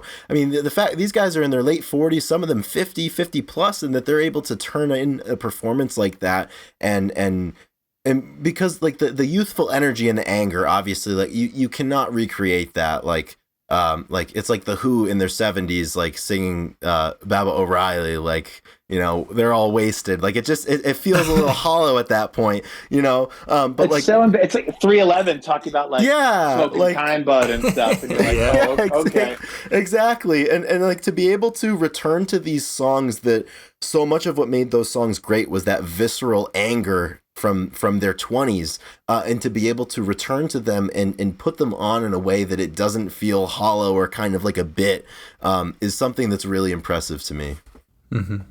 It's so crazy that, you know, even like watching Rage do it, and Rage is like, oh, is this gonna age well? And I went to see them twice on that tour. Yeah. Oh, it aged well. Yeah. And the performance was really, you got a singer who's like, you know, with a broken foot, whoever, singing on a box. Those were the MSG shows, right? I saw MSG. I saw just one of them because we were out of town. Okay. That's actually where I got COVID. Funny personal story. Kate and I both got COVID. Yeah, we both got COVID at that show. At a Rage show, out, coincidence. Wilk. Yeah. Thank you, Brad. Yeah, thank you, Brad. And then I saw it in a couple weeks before in Toronto. And I was like, oh, this is going to be cool. And I was like, whoa. Way cooler than ferocious. you thought. And I had never seen them. Yes, totally. Yeah, Chris 100%. And I, we talk about how bands change over the years that we've seen them. Maybe 10 years difference is the longest gap that we've seen. Like we like the Front Bottoms a lot. And Dirty Heads is another band I saw in around 2012, 2013 a bunch of times. Or 21 Pilots, I saw them a bunch. And I said the Front Bottoms. And so 10 years later, still playing, making music, but differently. And each one of those singers, you know, had a special place for me back then. And then you grow old with them. So, you know, what did Chris mean to you for that first 92 to 94, right? Like what kind of person, like was he like idolized in a certain way? And what did you love about him and his songwriting? And then you see him 20 years later. So you get to see him grow all of his, you know, the social media wasn't as big, but you know, follow the storyline of his life through the music. You know, talk about the difference and like, you know, were you like, I'm usually like, I'm like proud to see them go different ways, you know, and for the casual fan, a lot of times like Pearl Jam or Mumford and Sons, when they went like a total different direction with their music, where it's like, I hate that. But then like at the end of the day, like, what are they supposed to do? You know, keep playing the same stuff. You like seeing them do different and explore. So those are just some examples. But for you, like Chris Cornell specifically, seeing him 20 years, 25 years difference, like, were you just as excited? Did he mean the same thing? Did he grow as like you know, your admiration for him, or like how does that effect come in? The thing about Chris is the thing where he is sort of when you're younger, you don't realize, you think that like, oh, the vocalist doesn't write anything, they just sing. Maybe they write the lyrics, but they don't write the songs. And remember, Chris, Bad Motorfinger, he did, but it wasn't as on as many songs. He didn't have his guitar with him as much. Super Unknown, he started really like play second guitar. Yeah. And I think to me that sort of started to happen where it's like the idea of a front man was much more flamboyant, boisterous thing when I was, you know, with glam rock and then metal competing, where it was an intimidating thing for the audience. And then grunge, I think, bridged those gaps and did both, right? Chris did both, and Kurt did both, and Eddie definitely did both. And Eddie, I remember, didn't play guitar till like later. Right, yeah, like even post 96, like not even during No Code, like Yield, he starts picking it up. late 90s. Yeah. Right. Like that's the thing. You don't think about Eddie with a guitar. And then once in the beginning, I think, oh, they get a guitar. Now they're just jealous. Now they like want to show they can play an instrument. But Yeah. really, it's about the sound evolving. I'm sure there's some ego in it. But like Soundgarden was like a chaotic band sonically. Right. Those sludgy sounds sonically. Yeah, Nirvana was too.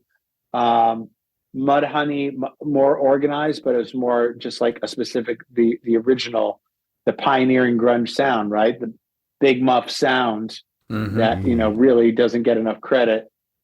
Which really, if you talk about the sound of Seattle, is really Mudhoney. Is right? Mudhoney. We exactly. all know that. Yeah, we and that's do. a band I saw many, many times, and a band that opened up. I saw them headlining. Emergency I've seen them pod. recently. I saw. Hell yeah. Well, let's switch gears. Yeah, forget Mudhoney Soundgarden. We're going Emergency Mudhoney. I looked at my tickets too from them. I saw them. But look at this here, Mudhoney. Saturday, 1993 at the Metro, which is them headlining, with Super Suckers opening. That's 93. Mudhoney again at the Metro in 95 headlining with Clawhammer. Wow. And then I saw them opening up for Nirvana at the Aragon at the show in the 93 show. And I saw them again in San Diego, opening up for Nirvana 2 months later. And then I've seen them a couple of times since then in the 2000s. And I saw them here pre-pandemic. I saw them headlining at Warsaw. And they're still great. Yeah. They're still really good. Mark sounds great. Like, yep. But it's that thing where, Mark always played guitar, Mark Arm, and Mark without a guitar is actually weird. Yeah, it's gotta be strange. I've seen, it's weird. Yeah. But he's done it. And I've seen him without a guitar. When he jumps on stage with other people, I saw him do something and it's like, here comes Mark from Sub Pop, and he's up there. Exactly. Like, he rules. Here he comes. Like, and it's like all the videos of him like packing records at Sub Pop and then him being Mark Arm and being like, Jesus, so cool. So the frontman thing, Chris to me, I just want to say, like, when Chris passed, I had two other major life events that were fucking bad happen to me within a few weeks. And it started with Chris, and then the two personal events that happened to me it was all within like 3 weeks. Wow. 3-4 weeks. And they're the worst personal, it rains people it pours. pass, animals pass. Yeah, all of it. And people split up and relationships come and go on all the levels of friends and partners, bands, whatever it is. But when all those things combine at once, like, I don't think I realized Kurt died so young when I was in high school. And I remember exactly where I was. But when Chris died, I was a fully functioning adult. Yeah. And I was like, oh, because remember, our generation lost so many people, starting with, Andrew Wood. And then I was like, oh, yeah, I mean, that was sad, but like, it wasn't Kurt. It wasn't and Kurt, it wasn't Lane. And then, oh, shit, now we're losing. And then losing Chris is like, 2017 was like dark. And then Lanigan, like crazy, all these people. So when you think about that, when you ask, what does Chris mean? Like, you don't realize what these people mean to you until they go. Yeah. Bowie, Prince, okay, iconic, legendary, GOAT status, whatever you want. Big. Now, these are big, important people to me. These are super, but they don't have a place in my heart the way that these icons of grunge and my generation and music, to be more broad in general, and art to be the most broad and most accurate, live. And they live there permanently. And that one took me down. Chris took me down badly. Lanigan was close, and Lane again was too. I was too shocked by that. But like, our generation, like, we're not going to see these guys do their thing in their late age. So to have gotten to see Chris do that, to have gotten to see him do that then, and to see all these iterations of him, culminating with, I think the last show I saw, it's the Hyde Park show, right? I think so. July 2014, Hyde Park. Now, I met Chris twice. No, I saw him do to the Temple of the Dog show. Oh, okay. In Square 2016. Garden Temple of the Dog show. Yes. And then I saw him when he played on Fallon, The Promise, I think that was his last live solo thing. I believe so. And then we know his last live Soundgarden show was Right. Detroit. Yeah, at the Fox in Detroit the night before, or the night of Right. rather. So I met him, Temple of the Dog, Matt, by way of Matt. And then I met him again at Fallon, where he had family there, and he was lovely and joyous and so friendly and in great spirits. And I got weird when I met Chris. I was like that thing where I have a couple of guys where I'm usually very good with Right. speaking Because and that's like holding that's that your composure. job. That's your Yeah. day to day. I mean, My people are coming and fucking going all the job, right? time. Yeah. I don't know if Matt knows. So I was like very like, hey man, cool, nice to meet you. Nice to see you. I was better at Fallon. Yeah. But when I met him at Temple of the Dog, I had a couple of drinks and I was shy, or I was like, forgot how tall he was, 92. Yeah, Forgot it's how like, tall oh he Man, my was. you're God. really tall.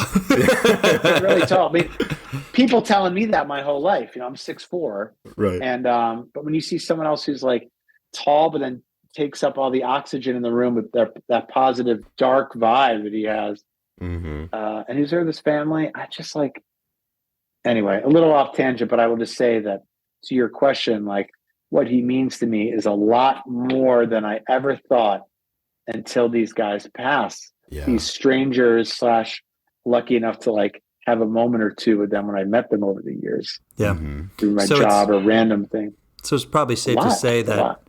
when 20 years go by and you get to see him again, like it's just pure like elation. Like you're just like happy, like you're happy to be there again. Like this is rewarding. Yes. I get you get to you were there at the start. You seen them kind of go and like they're still killing it, and you're just like, fuck yes. Like this is like that's Yes, how I but- feel. So I'm just like, you know what I mean? I'm just But like, one let's more go. thing to that.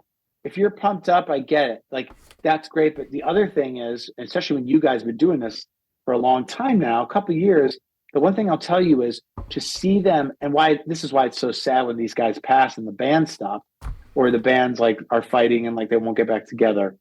The thing I'll say is it validates their popularity, that it wasn't just like a passing fad Oh yeah. or an era of time. It validates not just like that, like, holy shit. It's just like, hey, I had fucking good taste.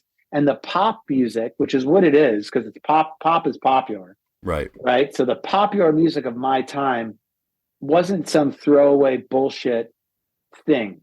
It was a real thing made between these four people with it that created an electricity between their brains and a producer or whatever else what it was, giving everyone credit here, but like it cemented them in a place of history that shows that I had good taste and I got to experience in its prime, and also the fact that they're still going on and doing it, and there's longevity to this. This is going to stay. This is going to stay in the archives of modern art, musical art, Absolutely. and we got to be there for it. So, and you guys are touching. There's still plenty of bands out there that you can still see that are still that still have it. L7, Mudhoney, Chains, and of course Pearl Jam Right. that are still out there, and it's like every time you lose one though, for whatever reason, that is a real loss, especially when it's too soon. Yeah. And this too soon thing is not cute. It's not romantic. It's a shame. Because people are still creating great art as they age. Exactly. And that's the thing, just very briefly, like when Lanigan passed away, I mean, like I fucking loved everything that he did. And he was so like his work capacity was unbelievable. I mean, up until the end, he was just churning out record after record. He was books, poetry, you name it, everything. And it's one of those things, like something like him and a lot of these guys who struggled with various things and lived hard. It's like, okay, well, they made it through horrible things in their past before, so you just think like, all right, they're good now, like they're gonna grow old and they're gonna keep making stuff and I'm gonna be able to see them. And then you check your phone one afternoon and you get the news that you're not gonna be able to see them, or you wake up and you get the devastating news that Chris Cornell's not with us anymore. And it really it changes kind of the way that the earth feels underneath your feet when you've gotten so much from these artists, especially if you're leaning on them for emotional support, which is what music is, right? Yeah. And now the problem is, a little bit too much about everyone, and there's not a lot of mystery. So it is funny. It is funny to see, like, your heroes of your youth who inspired you to like to know their politics or to see like their hobbies or to Right. see them just age. And there's nothing wrong with it. It's very human. It's a common experience, but it is something that is like, I never thought everything was such a fucking mystery back then. You Yeah. didn't know what the set list was going to be. You didn't know like until the curtain opened. Yeah. And I really miss that part. My girlfriend is very into the set list. I am very into the set list too now. I used to try to play ages like, I don't want to see it. And sometimes I do get like that, but Hmm. why wouldn't I? I want to know Yeah. what the set's going to be. I want to know like when to get a beer. Right. You know, I want to know if I should even fucking go. Yeah. You know what I mean? The cheat sheet's the thing. I was going through my stuff and I used to write down the set list. Metallica Lollapalooza '96 that I was talking about earlier. I wrote down the set list by hand No and on shit. like the back of a piece of paper, and it's sitting in my. I used to write down the set list and covet it. So now I could. So for what? I mean, like for like tell everyone is really what I did it for. But now it's like I could go on setlist.fm and Right. fill in. I was there, Yeah. and I could fill in the blanks.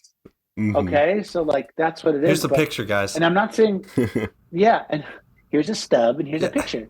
And the reality is, I'm not shitting on it. It's just different. Yeah. It's just different, and and there's, it's a blessing and a curse.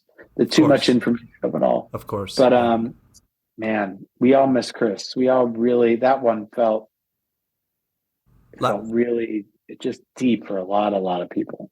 A lot of people. Another, And it's, to be honest, it's not, I'm sorry to cut you off, but I'll say a lot of these guys, Kurt is the biggest, right? But Lane, Chris, and Lanigan, of course, like the bottom of those three, as far as like being well known, are criminally underrated musicians Yes. and songwriters. Mhm. Lane, I think Lane maybe even the most, because like Lane passed so long ago at this point, Right. and everyone, it was like a question of when with Lane. It's really Exactly. tragic.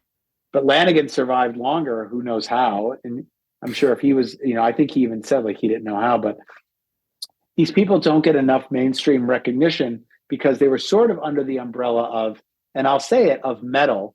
And metal is, quote, stupid, end quote, to people Right. still. But grunge owes just as much to metal as it does to punk and anything else that those guys, you know, were influenced by, that it was a part of it. Yeah. And I think because of that stigma of long-haired guys, which they all were, and they're canonized in that time period and frozen that way of being those guys, people forget how brilliant Lane was, and Chris, you know, less so because he's more popular and more well known. But holy shit, right? Like, Yeah. you know, what a bummer that they don't get enough due. They Yeah. just don't. And for me, like, it's having not been alive to experience it, like it's difficult for me to square the fact that like they were people who walked on the earth, who got up and like had a cup of coffee in the morning, like just like anybody else you see. Like it's such a their humanity for me is so elusive, like not being able to kind of put my arms around the fact that like they were here. It's a weird feeling. For both of you guys, though, I'm sure you feel that way because the age difference is a thing. And also, like, you weren't even at an age where it's like you could go to the shows. Right. And look, the only reason why I am is like, quote, cool with it. I'm as I said with Chris, I'm always like a little bit churning on the inside. Even like the handful of, you know, famous musicians that I know, and I have a lot of them like that I've interacted with and I see, there is still always something that there's a divide between us. Yeah. Because that success and fame, and the ones that I really like and I can actually count as like friends, are small, but there's still always something. There's an aura around them. Fame, you know, coated. It's a candy coating over the chewy nugget of who they are. Yeah. You know, that makes them, their energy different. And just because I was around it doesn't make it any less special until you get on social. You're like, hey guys, I love caps and bottle cap. Here's my bottle cap collection. You're like, fuck, I don't want to see this shit.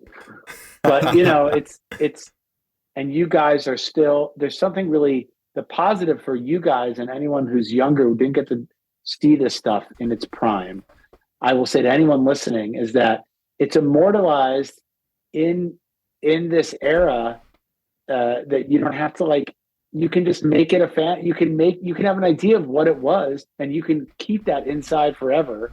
And it doesn't have to be too human. It can be out of reach. And that's what makes it. That's how Kurt and Lane, legend and lore. Yeah, that's how Kurt and Lane are. There's no chance of seeing them for us. I mean, Pearl Jam, we were able to go to some shows. We saw Jerry, but those guys, not possible. The Jerry thing must be a trip. Oh yeah. One more question about the 2012 era and show before we kind of bring it back to Nirvana, I think. So, 2012, obviously the music landscape is much different than when you saw them before. We were joking, like Coldplay is at the top of the charts. I think, like, my God, the different type of rock and roll, and Imagine Dragons of sorts. How did the Soundgarden resurgence and them coming back and playing, how did that fit in? Did you feel like it was a little like were people? Was everybody really excited? Was it all old heads and stuff, or did it seem out of place that they were coming back and playing in a sense? No, because just the example I gave earlier, like Blink is back now, and this is like their resurgence run, right? So that's like what it was for Soundgarden, because the Soundgarden resurgence is now like 13 years ago. Yeah. When they first announced that they're back, right? What you were just saying earlier on Twitter. So you have to understand, like, there's still fans out there that are still connected. It took the headline. Basically. It took a headline. It was a big thing. Yeah. Now, if now with Alice in Chains, if they have gone away, for the last couple of years and were coming back, just in general for rock music, metal music, it would be the news would be more streamlined. The biggest rock band is Foo Fighters. Yep. Right. That is the biggest name in rock. It's like Foo Fighters, like Queens, like those are bands that are big. Like Foo Fighters is the band that can like play a festival, like corporate America, no disrespect for the band, but like they can chameleon, and Dave Grohl can get into any party with his band and play, even if like people are like, oh yeah, they all know Dave Grohl. Are they going to know are they going to know tracks off the first Foo Fighters, like Watershed? Right. Like they're not going to know those. They're not going to know Exhausted, No, but people should, whatever. Right. That's our opinion. Right. But like another pod. No, Dave, I know, you're right. Emergency pod. It's a testament to Dave's perseverance of not really changing too much. Like, his songs are more broad and more like he's an adult. He's changed. He's evolved. The songs aren't, they're different, but they're still, he holds clearly Foo Fighters, and they sound like him. But they do a great job of very few writing songs that sound like the old, but have all the new that they want to play. So they don't need to go back and just be a legacy act. They can still play the new stuff, and that's why the new album. I think the new album has really grown on me in the past 2 weeks, whatever it's been. I think it's going to have its place for sure. So I owe it a proper listen, but yes, I what I've heard, yes, there's some real catchy ones in it. It doesn't feel.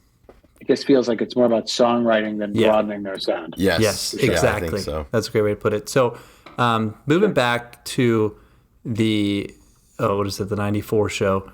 So this was soon after Kurt's passing, and this will segue into Kurt. So, because he passed in April and this show is in June. What kind of effect did that have on the show? Since you had seen them too, was that kind of like, did that have any type of like effect on the scene and stuff, and like what was going on there? Do you think there was they played with more vigor because of it, or that I think there was grunt. Well, remember, it is tough to say, but I will tell you that, as a kid who was pretty young at this point, like in like my teens, like my mid to late teens, you don't have the emotional capacity, to. I remember being upset about Cobain, but I didn't like lose tears or sleep over it because I didn't have the emotional bandwidth to understand what death really meant. Yeah. And like, we're not going to see Nirvana in 20 years. Like, they're not going to, it was like, oh, there's not going to be more Nirvana, which is crazy. But I just remember realizing then that, and I think a lot of people who were I'm no genius, but I was emotionally, I'd like to think, relatively in touch for how old I was. But I just remember thinking like, oh, fame is a real bitch. Having everyone know who you are is a real Yeah. bitch. Yeah. And that's like, and the fact that like, oh, it was never about like he's got it all money. It was just like this guy writes awesome songs, and awesome songs ends up, you putting a shotgun in your mouth. Like it didn't compute for me.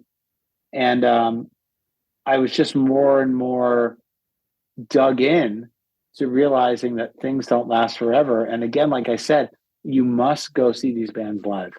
You must do whatever it is, because not just because I can talk about it on a podcast with two guys who are 20 years younger than me, several years in the future, but that is sort of a part of it because you can get to experience this stuff. And like I said, to if people of their to not go experience the artists of their generation, even if you don't like, if it's comedy for you or music or both, or art, true, like painters, sculptors, performance artists, um, whatever your art is, whatever you're into, if you don't go witness it for yourself, and nowadays if you just sit and look at it on your phone and it's actually playing out in real time generationally in front of you, your peers, people a couple years older than you, the ones that you look up to, and you're not going to see it. I think that's the one thing I will say to answer your question, is that I knew that I had to dig in more to go see it. Yeah. And I think I think other fans felt that way too. And it was so tragic and weird that people just knew. It's like, God, it's sort of gross to say, but it's like with his passing, we knew how important his art was. And I think that that's like a thing Yeah. for anybody. There's an episode of Dave, that's a show on Hulu, and he's this white Jewish rapper, right? It's a comedy show, but it's also I love that. Yeah, I know this. Oh yeah. It's a great show, and one of the episodes, the internet basically thinks he's dead, and he decides to hold back on telling people he's actually alive because of the hype and the streams and the interest and the celebrities following him on Instagram playing tribute to him. And that it was a farcical, funny, dark way of looking at what it means to die and what your legacy as an artist means to the fans and to the public. Right. Your public, when you pass. But now it's like it's a tool, and whether you like it or not, it's always been a tool. Now it's just more commodified and quantified with likes and T-shirts and followers and comments and quotes and collabs and honoring, and it's all done from your phone. Yeah. So that, to me, like when you asked me for a litmus test, it's just like it was all these things you're asking were happening, but they manifested themselves in more emotion, and the way probably people like wrote papers in high school. I wrote a paper about Steve Clark, guitarist for Def Leppard, founding member, in seventh grade Spanish class or English class. So we're going to be posting that on the Patreon for everybody that wants to read it. Yeah, that'll be a special edition. That's going to be for the perks. For the connoisseurs we have out to thank there. our patrons here with an essay on Steve Clark. Niche. My essay from my English teacher, who's also my Spanish teacher, Mrs. Karen. And I made a collage about him, and I spoke about how much it meant to me. So I knew I was in tune with it, but it came out as like I made a collage that only images I could find of Steve Clark were from Metal Edge and Circus Magazine. Mm-hmm. And I put it up on a piece of poster board. So I don't want to sound old or analog, but it was just more hands-on. So to know that these guys and girls, like, of course, girls are smarter than men. So like they don't fall in these tragic traps. Right. And men do, and they end up in this place where they can't handle it, or they're not well. And we've lost some of the best that way, and it just fucking stinks because I rather have them get old and gray. Like, you remember the way Lanigan was starting to look, like when I saw him like in the last tour, and and I was around him a little bit back when he was in Queens, and then like modern day, like through things with the show. He really started to like have a weird, crazy, cool look about him where he was aging gracefully, whether or not he was healthy or not. Obviously, we know he wasn't for whatever was going on with him. But, to not have these guys around and age and be prolific and give even less fucks, truly to give less fucks and do more art is a tragedy. Yeah. And it's not to be morose. It's just sad because I'm not ageist and I still think people are creating great shit. proof to Soundgarden's King Animal. Absolutely. It's a great record. I would have loved to have seen what they would have done next. Yeah, me too. Shame. 100%. So getting into your show that you saw, this is the last thing we'll do. We'll probably close up shop. 1993 Aragon Ballroom, correct? First night. We got to talk about some Nirvana. Big transition. Nirvana's In Utero tour. This is the first big tour they really did because remember they were opening for Sonic Youth. And Right. the Sonic Youth film, the year grunge broke, right? Mm-hmm. It's Nirvana opening for them, and everyone being like, Sonic Youth has Dirty. They're touring on that record. Nirvana's on Nevermind, and no one really gets to see them live. You can watch the show at the Paramount, the one Yes. the Seattle show is the Mhm. greatest. That's the best show. Like the Live and Loud is interesting. There's a couple other live shows, but the show at the Paramount in Seattle, right? Yes. That's shot on film. So good. It's fucking That one's awesome. incredible. Yeah, the just like the video of that is unbelievable. It's so Not rad. even to speak Filmed. of how It's great shot the on music film. is. Yeah. It's really good. get the Blu-ray, buy physical media, you lazy fucks. Have it take up space in your apartment and watch that. Exactly. So then they come back and what they do, In Utero comes out, and of course this is the hottest ticket in the world. I Right. think they start in Europe first. I don't remember, but they do 2 nights in Aragon Ballroom again, which is again where I see all these shows. A lot of them made by youth. It's October. They do 2 shows, October 23rd and 25th. I go, of course, keeping it real. I go to the 23rd because I have Gotta go to that first night. First show, Leiderman. 24 songs. They do. That's the first time they play "You Know You're Right" live. They open with "Radio Friendly Unit Shifter," which is the first track off. Oh no, it's not the first track off In Utero, but I always wanted it to be. But which is all feedback. Oh, and yeah. the first thing I remember about that show, besides Good like for the levels. Angels with the. Are we good? Who cares? Let's Blowing rip your it. ears out. Who cares? So they open with that, and it's all feedback. The Angels are the anatomy modeled Angels, which is of course Oh, yeah. weird Cobain and his anatomy and baby stuff. And Yep. who knows? I don't need Stage to. I don't fully need to done analyze up. it. Yeah, you could see them. Remember, they pat on guitar because they want to fill out their sound sonically and visually. Everything was so bare bones. Right. Everything in them was bare bones. Even lights were just Yeah. like nothing was cued. Mm-hmm. So you see them putting an emphasis on production, and I knew everything was bare bones. That was my first thing. And I also was dressed very grungy. I was wearing like camo. I was very into this look because I was really transitioning away from sports and being more drums and music oriented because I was relatively athletic, not like your guys' level, but relatively athletic for a 6'4" Jew who would like I good volleyball. Like I had my sports, Yeah. and I liked watching sports and playing sports, but I wasn't like a guy who followed sports at this point. Right. And my dad was a play-by-play guy. I Right. did a lot of that growing up, so it was a little bit of a rebellion for me. So you could go to the Aragon Ballroom wearing thermal leggings, like black thermal leggings and camo shorts over them in October because Chicago yeah. was cold. But I was Right. like clearly dressing like the way Seattle people dressed or what I thought it was. But it's the only time, and this is me giving myself credit because I'm trying to paint a picture for you. The only time I ever felt that I wanted to mirror what my idols and how I dressed. There's like a metal outfit.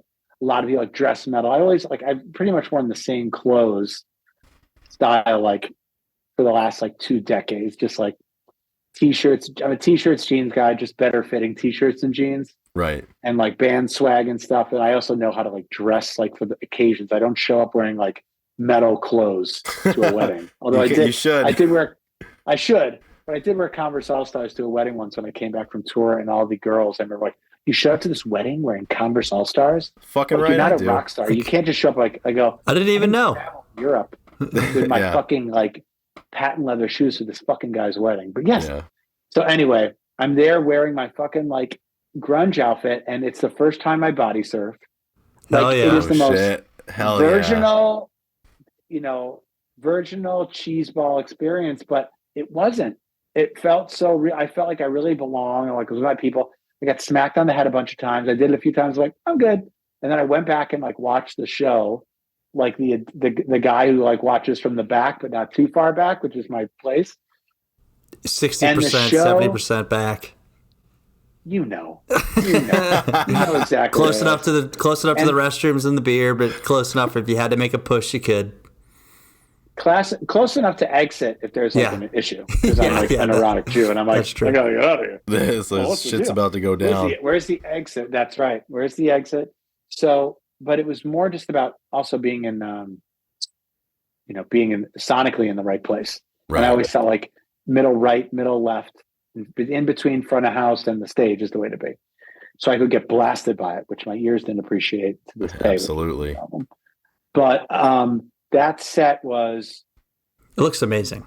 It was just everything I wanted to be, and I don't have too much of it to say about, because I was so taken with all of it. Yeah. We can talk about the set list, but I just want to say that I saw basically the same show 2 months later when I went to San Diego to visit my grandparents, and I went by myself, and I insisted that my parents drop me off. I go, I'm not missing the show. Yeah. I brought like a little pinner joint with me. I'd smuggled in from Chicago, and I smoked it myself at the San Diego Sports Arena, and I was nervous about it. I was like, it's not a seasoned drug user. I was like, I love drugs, and I want to be, but I'm also here by myself in another state, in a venue I don't know. Right. No one around me. A town you don't know, like the whole thing. Seeing Nirvana. I don't know. Seeing Nirvana, and I knew how important it was. Yeah. And I will tell you that the sets are pretty similar, but not crazy similar. Yeah. And again, these are October 23, 93 at Aragon, Chicago, December 29. This is, I think, the last show before they went overseas again. They stopped down for Christmas. Maybe the San Diego Sports Arena, San Diego, California, December 29, 93. Yeah. So, but it was this is broad. This is every type of person at this show. This is a big, broad, most popular rock band in the world right now. Right. Because they were so big at that time. This is zeitgeist shit. Mm-hmm. Soundgarden, don't get me wrong, runner up to that. Yeah. One of the Seattle grunge bands, but Nirvana everyone knows who Nirvana is. Your grandma knows who Nirvana is. I've heard of them. Everyone knows. Yeah. Every person knows who Nirvana is. How could you not? This set list says it all too. I mean, you know these. Yeah, it's just full of bangers that are huge around that time. So, pretty safe to. Is this like just a fun scale, 10 out of 10? Or are we talking like one of those perfect shows? Let's go back to Chicago. Chicago's more fun. I was with my friends. I forget who I was with. San Diego was more. I actually was like, whoa, I'm by myself. Yeah. This is the first show I'm ever at by myself. Okay.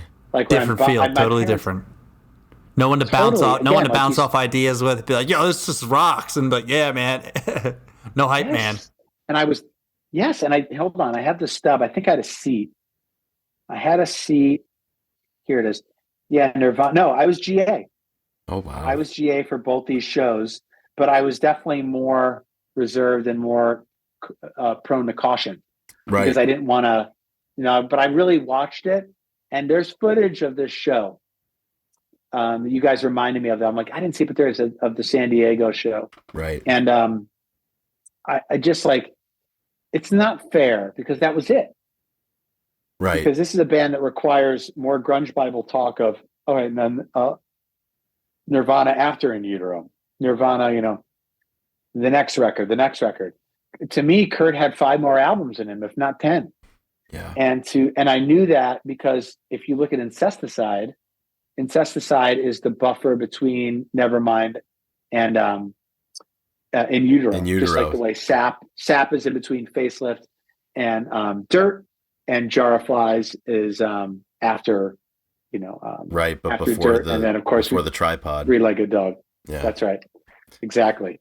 So to me, it's, and just like Pisces Iscariot, the Pumpkins is to me an album. So is oh my God, I'm blanking on the Nirvana Incesticide. Yep. So to me, that's all we got, and like, so I still feel like I have 4 albums of Nirvana. I feel like, which cements them to me in their legacy. Because to me, it's like having 2 is the minimum, like perfect records. But I think Bleach, Nevermind, obviously, Incesticide, and In Utero are all perfect records. Yeah. I do. I think Incesticide is very underrated as like, we threw it all together. It's like, no, you didn't. It's perfect. It ends great. It sounds different chanting on drums and some things. Right. Like it's awesome. Yeah. So to have that be my last show, you guys are like, oh, it's so cool you got to see Nirvana, but it's like it tip of the iceberg shit for me for Kurt Cobain as a master songwriter. Yeah. But then like, look, we wouldn't have got Foos, but to me, Foos is like not like you can't compare it.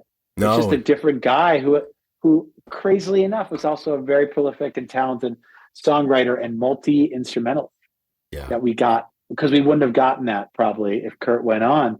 But and I wouldn't say I trade one for the other. It's what happened. Right. Those are questions. It's like, it's like you can't even make an answer for it. But and it's interesting too, because with all of the press lead up and the follow up to In Utero coming out, Kurt was fairly outspoken about his consternation about like, I don't have any songs left right now. Like, I don't know what we're going to do, but you have to figure, just like the creative mind that he was, that it would have been so interesting. And for me, it's, I think, one of the greater, what ifs of the era of like where would he have gone? Like there's so many different areas and so many different things that I could have seen him getting into. And he had such diverse tastes, and you just know that he loved to do the very thing that people might not have expected him to do. So like, to think about what he may have done, the collab aspect of Kurt Cobain is crazy. Yeah. Because would he have softened up in his old age and stopped being so, and right. And the boundaries wouldn't have been there, because he would have probably dropped the punk sort of stand up, but that was a guy, I think at the end of the day, he's not here because, and I'm a big believer in this as someone who's had this, because he had physical bodily pain. Yeah. And it wasn't like the fame. Right. That was just a fucking like cherry and hot fudge on top of a pain sundae for him. The fame, it was hard for him to deal with. It'd be hard for the strongest person to deal with. Right. Not like a guy who is a more questioning, I'm sure slightly insecure artist, like they all are. But then to have physical pain that is not fixable, that can only be cured with an opiate, that is a curse. Yeah. That's a curse. And then to keep living that way, like, it's incredible what we got. And I would say the same thing about Lane, because Lane contributed musically so much. In the Lanigan book will tell you, Mark gives Lane a lot of credit as a musician. Yes, he does. Which you don't hear anyone else. You don't hear anyone else talking about Lane Staley as like, he had a great voice, stoic stage presence. Yep. But Lanigan and Lane, look at their stage presence, look at their whole body, like very similar, but also very tight friends that, as per Mark, sounds like from the book is what it was. That story in the book about when Mark went in to record Long Gone Day and Lane's working the board, and it occurred to Mark at the time, he's like, I don't even know how to do any of that. And Lane is just like, he knows how to do all of this stuff. Like, he's so much more than what people might think of him as, like just the voice. There was so many other aspects to him. But that's how society remembers these guys. Exactly. And when it's a news item on CNN about Chris Cornell, people just want to know if he was fucked up. Yeah. They want to know if he had a troubled life, troubled past. It's like it's trauma porn almost. People just love that shit, and they're so attracted to trauma, tragedy, and they will do anything to put somebody into a box because it's got to be a headline. And these people were so far too nuanced to be a tidy little headline. And it's not the media just caters to what people want. Exactly. And they can also, you could argue that they shape tastes. Right. And human viewing habits and desires, but it's all lizard brain shits in there. Like it's all, that's what it is. But like, it's just a reminder to people who are listening to this podcast, people who love this era of music and art in general, it is hard. It's like, should we, this comic said something horrible. This musician, hit his ex-wife, or it's like, do we cancel them? It's up to you. It's a free country. Right. But the art is the art is the art. And everyone has that choice to listen to what they want or what they don't want. But the art is all that's left. Not that they, I also like raise snakes and like we see their social media feed, but we know they're a creep. It's disappointing. It's disturbing. Most of the time we don't really know the full story. I'd argue and say all the time. Yeah. But the art is the only thing that remains. And that's it. No matter how they passed, no matter who they hurt, who they were great to, Yeah. who felt left out. The art remains, and I just wish that we had more of it from all. It always comes back to this for us, right? You Yeah. guys didn't get to see him, I did, but it doesn't matter because eventually they're either gone or we're all not going to be here to make this art. So celebrate it how you can, and keep finding it how you can. Yeah. And this is a 2-hour pod. Just Absolutely. like that. And that is the exact sentiment that I think keeps us coming back to do this and keeps us so interested in having these conversations, because that's at the crux of it. It's the art and what it means to us, and how it informs how we view the world and how we view relationships and how we bond with people over it. You don't find that in a lot of, I can't even call it a hobby, because it's more than that. It's more meaningful than that. Like, you don't find that everywhere in ways that humans choose to spend their time and interests that humans have. Like, it's a special thing. And even, music is a special thing, but even more so, like, you don't find that in every era, in every genre, in every scene of music. And there's just something about this era. Yep. That's what I worry about, though. I do worry about that for, the youth. Every generation, older generation, worries and criticizes the one beneath it. And then this time, now we can analyze all the generations and say, right, Z, it's all X, here. all of them. It's all here and accessible, and we can do it. But my point is that, I'm worried that people don't know the names of the people in the band. They don't know anything about them. Ethan says that all the time. It's too disposable. Makes me crazy. Yeah, it's sad because you as a fan and just as a youthful person in your youth, you miss out on something when those elements aren't there. I think you miss out on an experience. Well, there's no connectivity. Right. You know what it is? Like, you guys, it's like you're not going to go back and make your own art, whatever the art is. If the art is just like having a family, if the art is like taking a trip, if the art is like creating like a song or painting whatever it is, you're not going to output if no one inspires you, if it's all just disposable. And that's not the old man in me talking. That's why I still buy physical media. Yeah. That's, you know what I mean? Because I still want to feel it, not all of it, but I go by because I buy vinyl. Everyone's like, vinyl sounds warmer. It's like, why I buy vinyl? Because CDs aren't practical and vinyl is big. Yeah. And it takes up space and the art is big and I can touch it, and it has the most surface area and it's prominent in my house. And that's why I do it. Because that's the only reason why I can open it up and look at it. That's what I do. You know what I mean? And that's it. And I just I don't feel look, this is the tape that I made in high school of my band. We recorded this. The band is called Crumb Cake, and it's a scarecrow that was out, and we put a crumb cake in the crotch and had my friend Debbie Gamson shoot it. And then we shot cool. And then we have it, you can feel it. I mean, everyone did this, but that's me making cool. it. And then there's my car see the tape deck? That's the tape deck that everything got stuck in. My Volvo with a pack of Camel Smokes, a crumb cake, and then oddly another tape that looks like this tape. But the guy who recorded it's this guy Dave Trumpio, who, if you look him up, he's a producer in Chicago, King Size Sound Laboratories. He did Tortoise. He did a lot of bands of the era. And it was one of the first big recording studios in Chicago. And we recorded this in 93. So it's the idea. I worry that people aren't going to make shit. It's all just going to live on a server somewhere. Right. And again, I hate sounding old, but it's not. People need to hear it. People need stuff. Yeah. People need to put this in. Yeah. And I understand the text, so split the difference at least. So I don't know. It's another pod. It's called Why Can't Leiderman Put His Physical Media in Storage? It's gonna have a special guest for my girlfriend. Yeah, I was gonna say we might have to have an additional guest on there. We're gonna have her on. So anyway, absolutely, it's only a matter of time. God bless you, boys. God bless you guys. Eric Leiderman, thank you so much as always. Every single time, every interaction we have with you, every text is incredible. I'm very grateful that we get to call you a friend. Oh man, back at you guys, and I just appreciate you letting me babble and spread the word of this incredible era that will never run out of topics. And I can't wait to think about, hear what you guys do next. And I have to be better about listening. I'm terrible with it.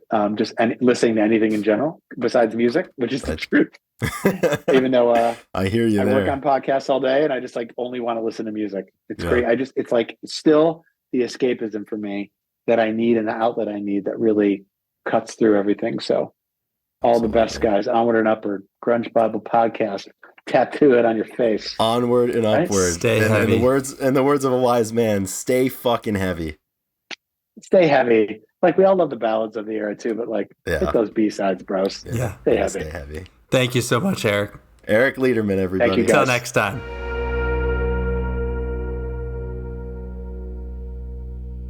And there it was. That was our conversation with Eric Leiderman. Once again, a massive thank you to Eric for taking the time. And I have to say, every single time we talk to Eric in particular, it's like throwing gasoline on the fire that is my passion for music and just talking about these types of things.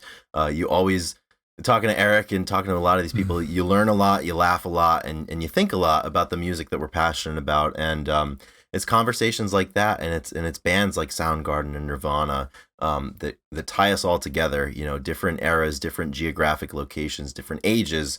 We're all cut from the same block, and that conversation was great evidence of that. So massive thank you once again to Eric Leiderman for wanting to come back. I mean, that's the thing. A lot of people, they come on for the first time, they don't know what they're getting into. But Eric's known for a while, and he still wanted to come back. So we are greatly indebted to him for his continued presence here and his support of us, both on the show and behind the scenes. He's as we said, he's a real one.